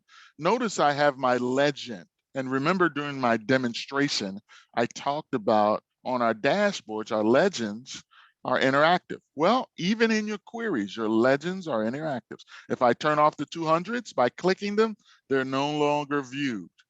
What else is up here? The 304s, if I turn off my 304s, they're no longer viewed. I can toggle those on and off by clicking on and off the legends. But there's another approach, ladies and gentlemen. Maybe I don't want to tinker around with clicking on and off. Maybe I want it in our code to get rid of those. So let's go back to our lab steps.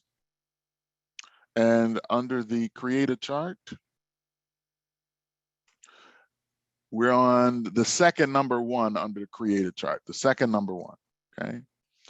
It says we want to utilize the exclamation point, which is a not, okay, in a where clause, where the status code is not 200 or not 304. So under number one here, let's highlight that one phrase where the exclamation mark, which means not status code 200 or not status code 304. Let's highlight and copy that. And then let's go ahead and go back to our CIP. And we want to add a new blank line. So I'm going to add 2 just to visually display it, and I'm pasting. So after we transpose the columns and the rows, we don't want to tinker over here with our legend. We want the tool to get rid of our 200s and our 304s respectively by using the where exclamation mark, which is not equal. And let's run that again.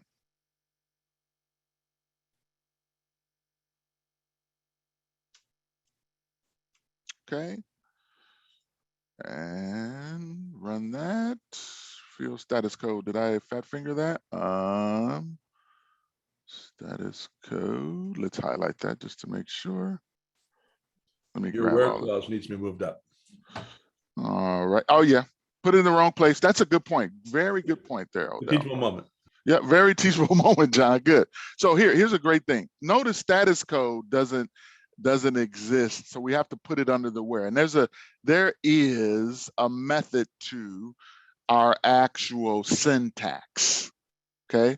So again, right after the parse statement, and I apologize for going too fast. Under the parse statement, we want to add a new line. So I'm placing my cursor to the end of the parse statement. I'm adding 2 lines and I'm putting in the where. And the good thing we learned about it, we get an error message. It says, hey, this status code is not found. Please check the spelling. And the issue is I didn't put it in the right location. There you go. And let's run that again. And you'll notice our goal here was to exclude the 200s and the 304s. Notice the 200s and the 304s are no longer in our legend. Okay. All right. Awesome sauce. Ladies and gentlemen, you guys are doing great. You're making great progress. We aggregated our results. We used the transpose operator to make the results easier to read. And we created a chart of the results and adjusted the chart legend to only show the most interested. Okay. All right. You guys are doing good. Keep up the good work. Let's go ahead and click on lab number 4. We want to create and share a dashboard. Okay, numbers are great, ladies and gentlemen. Numbers are great, but the power of forensic tool allows you to visualize key search results and view the related results in a single graphical display.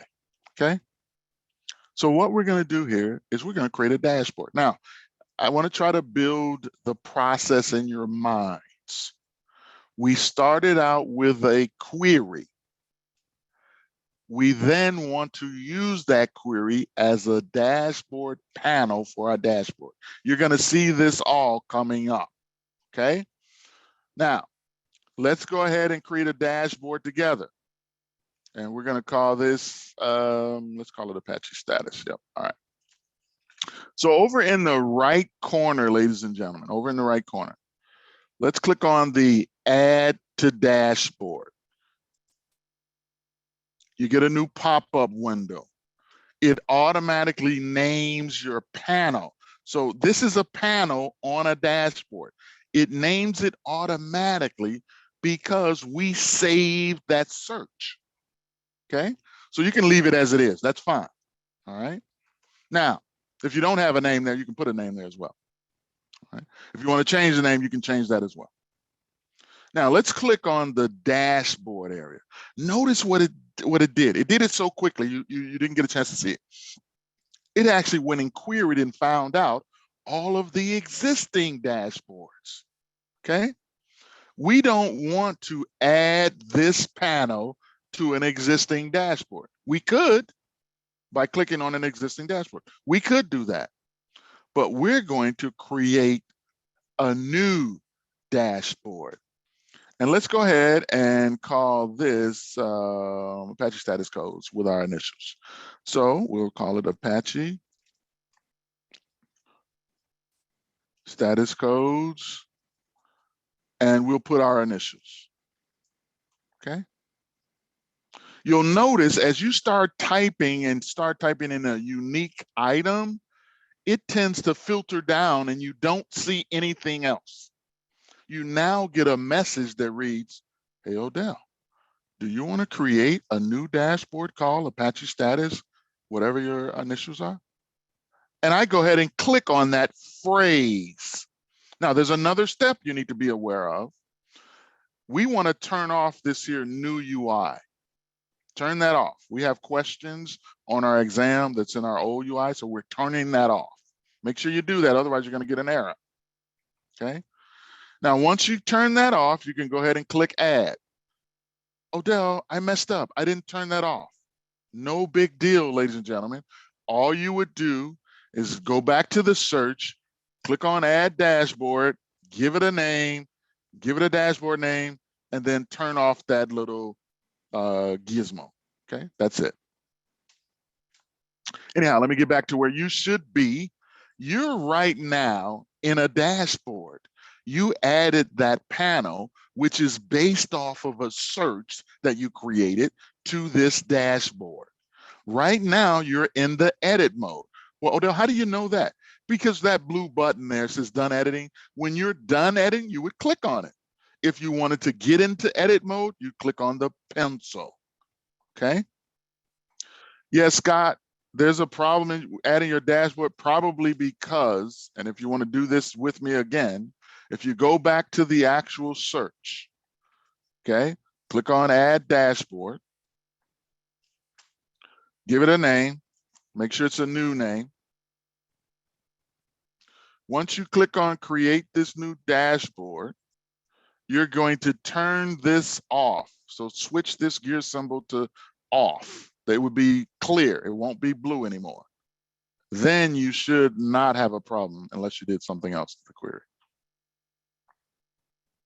All right, back here, ladies and gentlemen. Again, we're in the edit mode of our dashboard. Let's go over some things that we can do here, okay?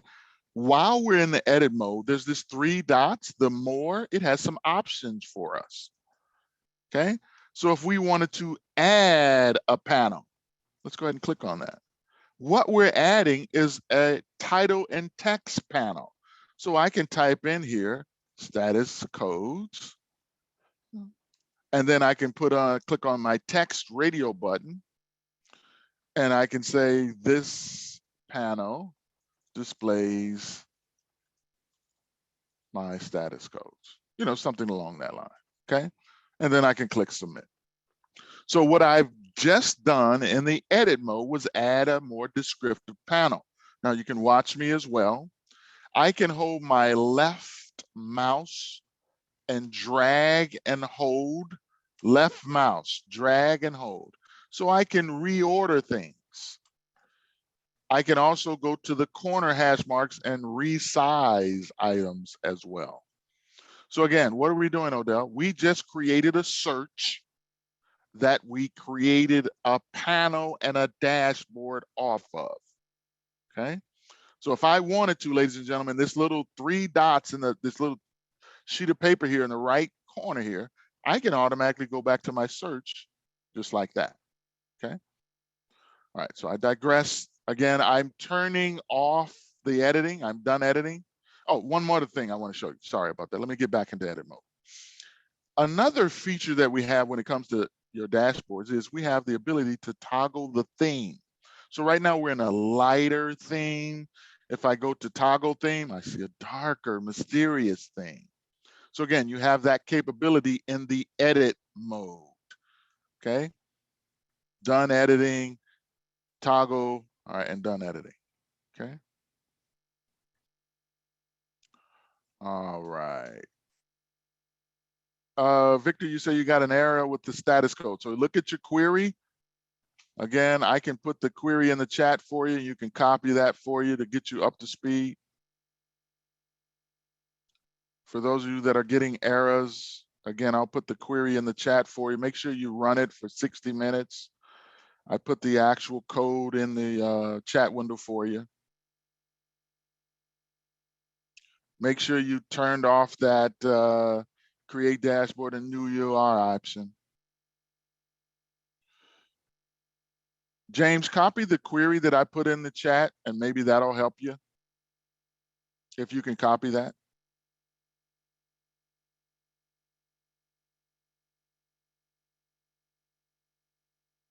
It shouldn't error because no one should have used it, but it's possible. So you can also change, add a different, make it unique, add a date there or something along that. Good job, James. Glad to hear you got it to work. All right, awesome. So let's get back here and finish up, ladies and gentlemen. All right. So we talked about toggling on and off. Let's go back here. Did all of that. Yep.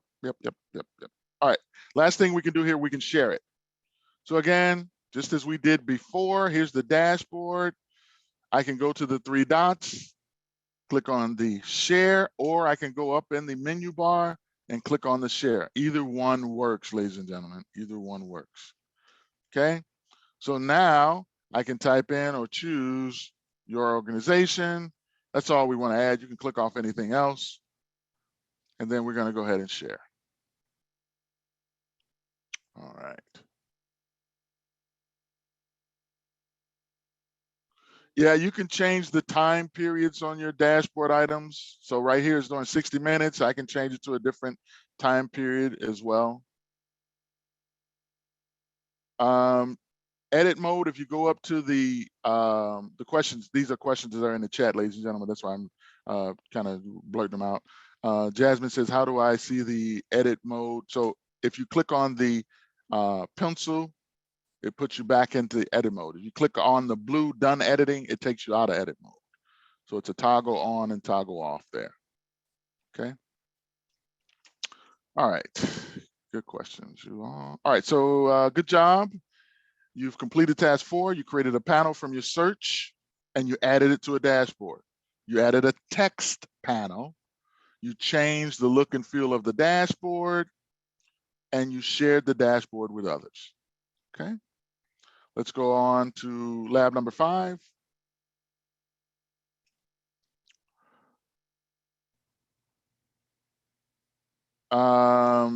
Jasmine, you're in our environment and you said you don't have the pencil. So let's make sure that, let's go back to your query. Are you in your query? The original query. Let's go back to that query and let's go add to dashboard. And for those of you, thanks for your patience. Let's give everything a new name. So just add a different, distinct name there, as well as the dashboard. Add a distinct name. Then click on Create New Dashboard. Turn this gear symbol off. Turn that off. It says Create New Dashboard. Turn that off. And then Add. Okay, it should put you and bring you into edit mode automatically with your object there. Hopefully that worked for you. All right, you're welcome, no worries. All right, let's get on to lab number 5 here. We are going to, now that we know how to create a dashboard and change the look and feel, let's see how to change the contents of the panels, okay? So we're gonna go and navigate to that Apache overview in our personal folder. So make sure you go back to your personal folder and you should have that Apache folder with your initials. Let's expand that. Under the Apache folder with your initials, let's go ahead and click on Apache Overview. This is the one that we consumed. Remember, we did this earlier. And these are all dashboard panels. Each one of these blocks is a dashboard panel. That means there's an underlying query. What we want you to focus on in this demo is go to your visitors location dashboard panel. You see it there? Be aware that you can zoom in by using your scroll on your mouse or double clicking. You can zoom in. You can use your mouse, left mouse to drag and hold. Okay, so you have that capability. We can see that they're giving us messages from all over the world. Okay. What we want to do is filter to only see the United States. We only want to affect this panel. So in the visitors location panel, click on the 3 dots in the top right corner. We're going to go down to the phrase edit. Okay. What that allows us to do is see the actual code. We're not opening up a tab, a log search. We're actually seeing the actual code in the actual dashboard. Okay.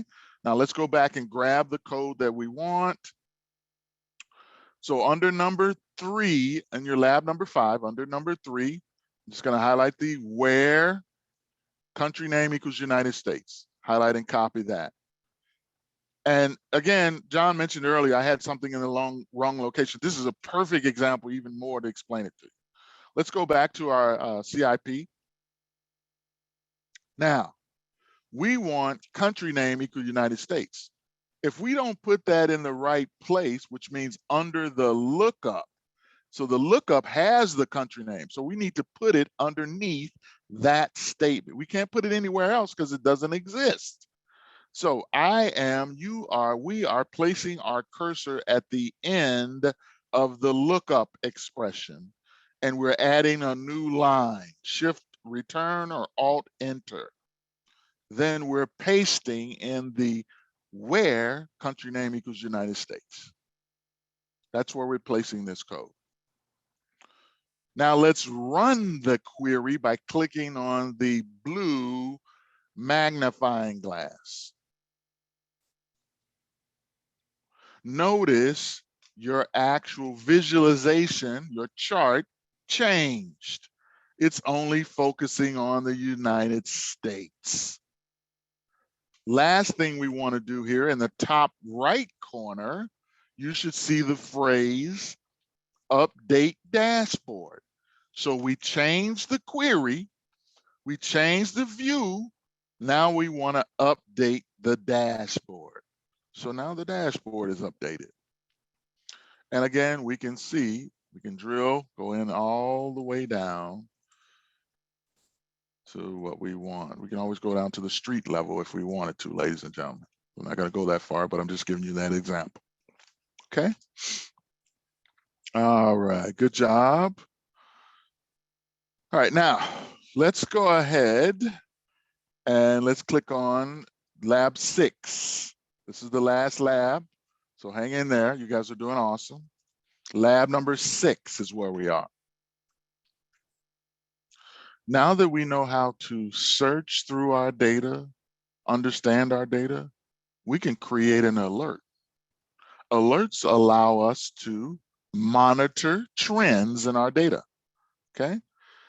Let's create an email alert. There's other types of alerts, but we're going to create an email alert. So going back to our CIP, this time we're going to use visitation. We're going to use the visitation panel, but this time when we click on the 3 dots in the more of our visitation location,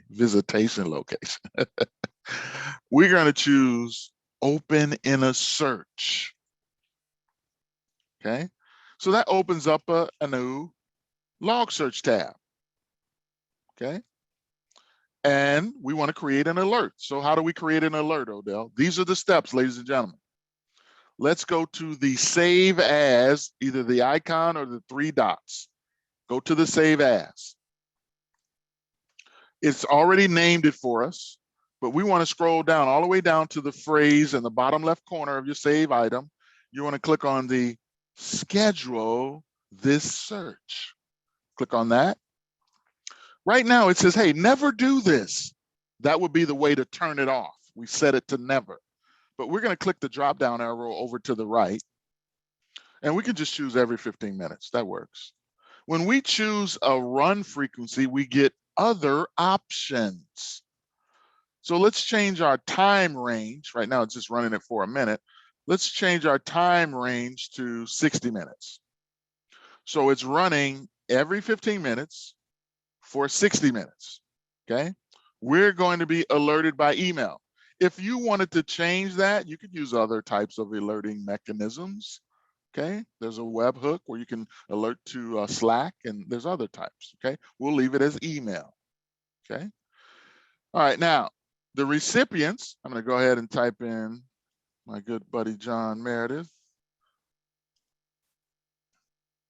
and put in his information. We're in a training environment, ladies and gentlemen, so you don't have to really do anything in particular there. I'm setting up how to schedule a search. Now, we want to use some variables as well. So if you are in your lab steps, I want you to go down to 6H, 6H. And in 6H, there's a box that has some variables in it.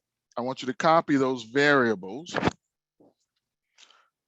Again, 6H in lab 6, under 6H. I want to go back to the CIP. And right where it says email subject, if you place your cursor there and highlight what's there and paste, you'll see a flyout window. It tells you what you're getting. You're getting the number of raw messages returned by the search, you're getting the actual name, and you're getting the actual time, okay? We're not done here, ladies and gentlemen. Let's, down at the very bottom of this save item of our actual alert, we're gonna make sure we also get results as a CSV. So we're turning that on, okay?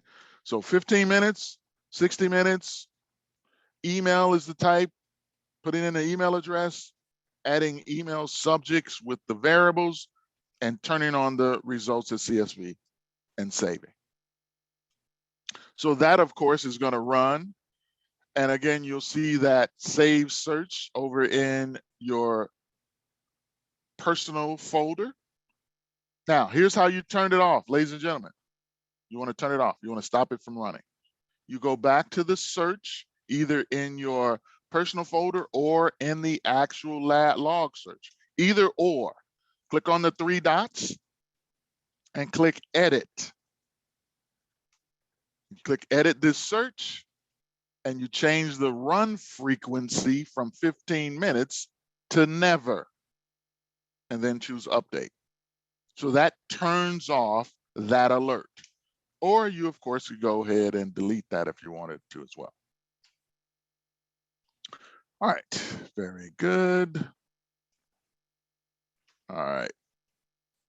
So we turned it off already. We set it to never. All right, lab 7 is a reference lab for you. So here is where you want to get help. So if you need more help, you can go out to our release notes. You can check out our search our documentation hub. You can visit the Learn page. You've seen that before. You can post a question on our Sumo Logic community. You can try our customer Slack channel, or you can contact support. So this is a reference page for you, okay? Now, there's a few things I want to kind of tell you before we end the lecture. Let me go to, sorry, I didn't mean to show you that. I want to go to my actual slides, and here, this is what I want to show you. There is a method to the actual query syntax, and you saw me make a mistake. Here's why. I didn't follow the method, okay? First thing you want to do with the syntax is you want to make sure you get the right metadata. You can optionally add a keyword. It's not mandatory. It'll help you filter down, but it's not mandatory. Remember, the and operator is implied. If I didn't add the and, it would still work. Ors are explicit. You need to explicitly put in an or, okay? Notice next, we're parsing. We're filtering out URL status code and URL and status code. We're then filtering our wheres. We're matching where our actual values equal anything that begins with 5. 5,100, 5 million, 5,000, whatever begins with 5. We're using a matches operator. Notice we're not using an equal because we'd have to literally put the number. We're counting by, we're sorting, and we're limiting. So get the data, filter it, parse it out, filter it out, and then count, sort, and limit. Why are you doing this, Odell? You're doing this to narrow your search scope by using the metadata, the keywords. Again, parsing. Remember, I told you we used a parse anchor. There are other types of parsings. There's parse regex, CSV, JSON, key value, split, XML. Odell, where do I find out all of this? Great question. One of the things that I suggest you do is you go to the help sumologic.com. And when you go to help sumologic.com, you can then type in what you're looking for. And the tool is very good. If I was looking for parse operators, click and enter that. It gives me a list. I can click on parse operators, and I can see all of those operators that Odell was talking about that might be on an exam somewhere. So don't be afraid to use that search. Again, I don't know it all. I tend to lean on that stuff. There's so much information there. Anyhow, I digressed. Let's go back down here, and I want to get to, bear with me. All right, so I want to talk about live searches as well. Now, this is typically ran by administrators. Live search allows you to build searches on the data as it's coming into Sumo Logic. Okay, that's typically done by an administrator. We have a governor set that only 10 concurrent live searches can run at a time. All right, if you're interested in running live searches with us in a class, that's our search mastery course. All right, I wanted to talk about that, and let me just wrap up here, ladies and gentlemen. You know about all of that. Awesome. Any questions? John, I appreciate you answering a bunch of those questions that was in the chat. That helped me get along. Again, the slide deck, Terry, I kind of mentioned to you how you can get that, and I'll show that to you again. Okay. Let me go in here real quickly, ladies and gentlemen, and go here and demonstrate to you all how to get to the slide deck, because it's important to you as well. So in Sumo Logic, ladies and gentlemen, you can go to the And I'm doing this because you're going to take the certification in a minute. And I want to show you where you're going to get the information from. So if you go into Sumo Logic, go to certification under your home tab, click on Get Certified. It launches our Skill Jar app.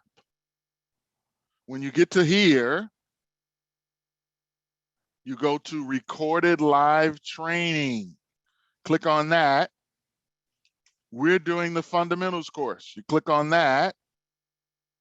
And here you'll get the actual lecture, 2 hours of lecture. Here's your fundamentals and your lab guide. So it's all there for you. All right. Now let's talk about the exam. Let's get in the exam here, ladies and gentlemen. So there are 30 questions. Take 60 minutes. I'll be here the entire 60 minutes. You need 75 to pass. It's open resources. What does that mean? The slides that I just told you, the lab guides, the documentation, help sumologic.com. Those, and of course, me and John and I will be here as well. Okay. Now, how do you get to certification? Again, you need to watch this and be aware in case you're taking it with us right now. Okay. You don't have to take it with us right now if you don't want to.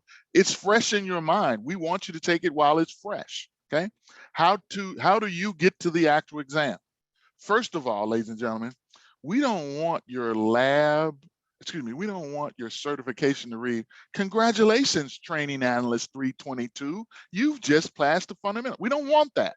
So what you'll have to do first is log out of our training environment. How do you do that, Odell?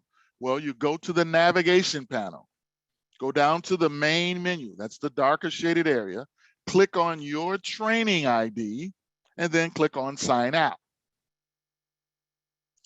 Then you'll log into your company's Sumo Logic environment, like I'm doing.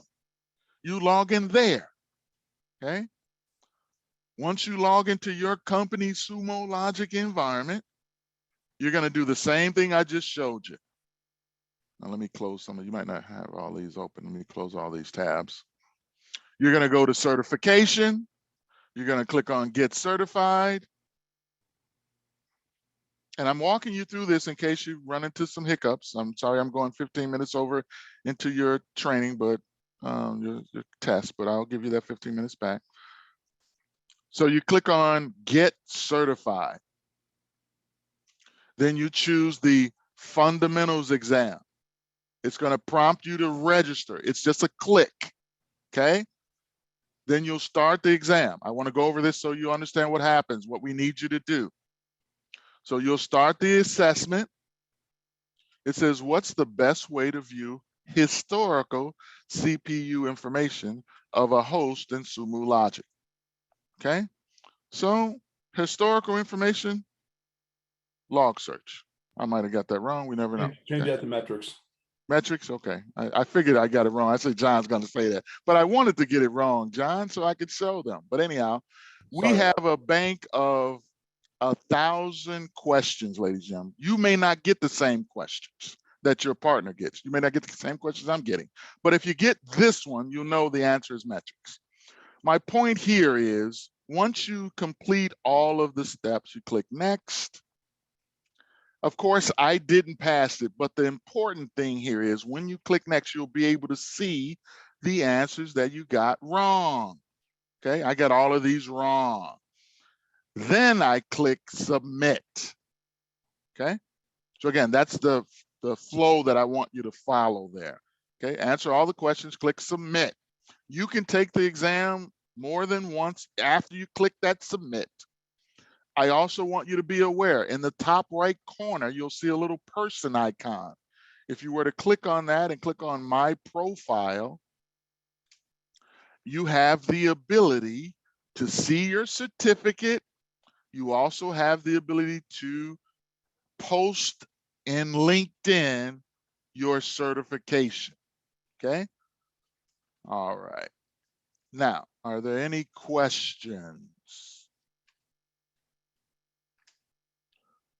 All right. Well, on behalf of John Meredith and myself, Odell Gordon, and all the trainers here at Sumo Logic, I thank you for allowing us to present to you.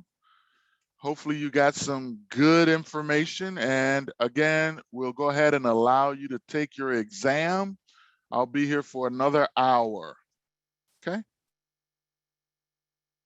I'll post the actual link for the actual Uber Eats in the messages as well. You all are welcome. Thank you as well. Have a good rest of your day or evening.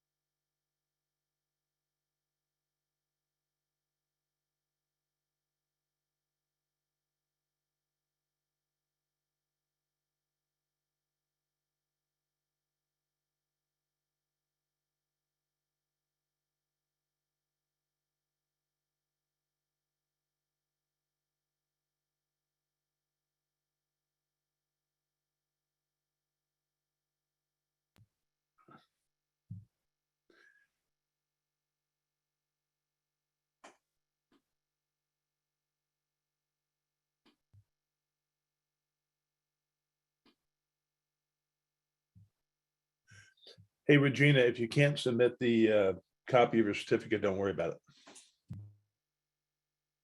We'll just validate it ourselves and go from there.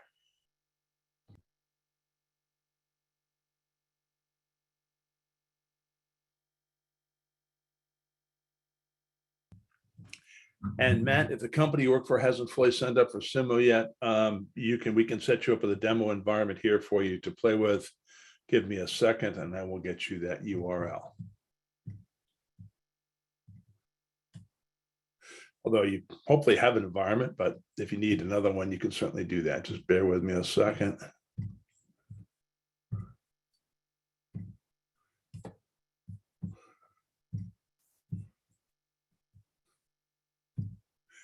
And Matt, I'll put that in the chat box for you.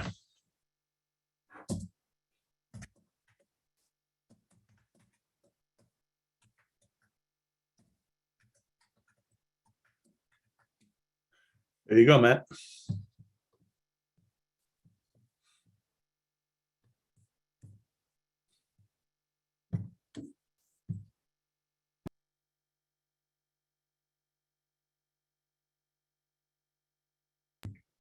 And Odell, I don't know if you want to stop your recording or not. Hang on, Terry.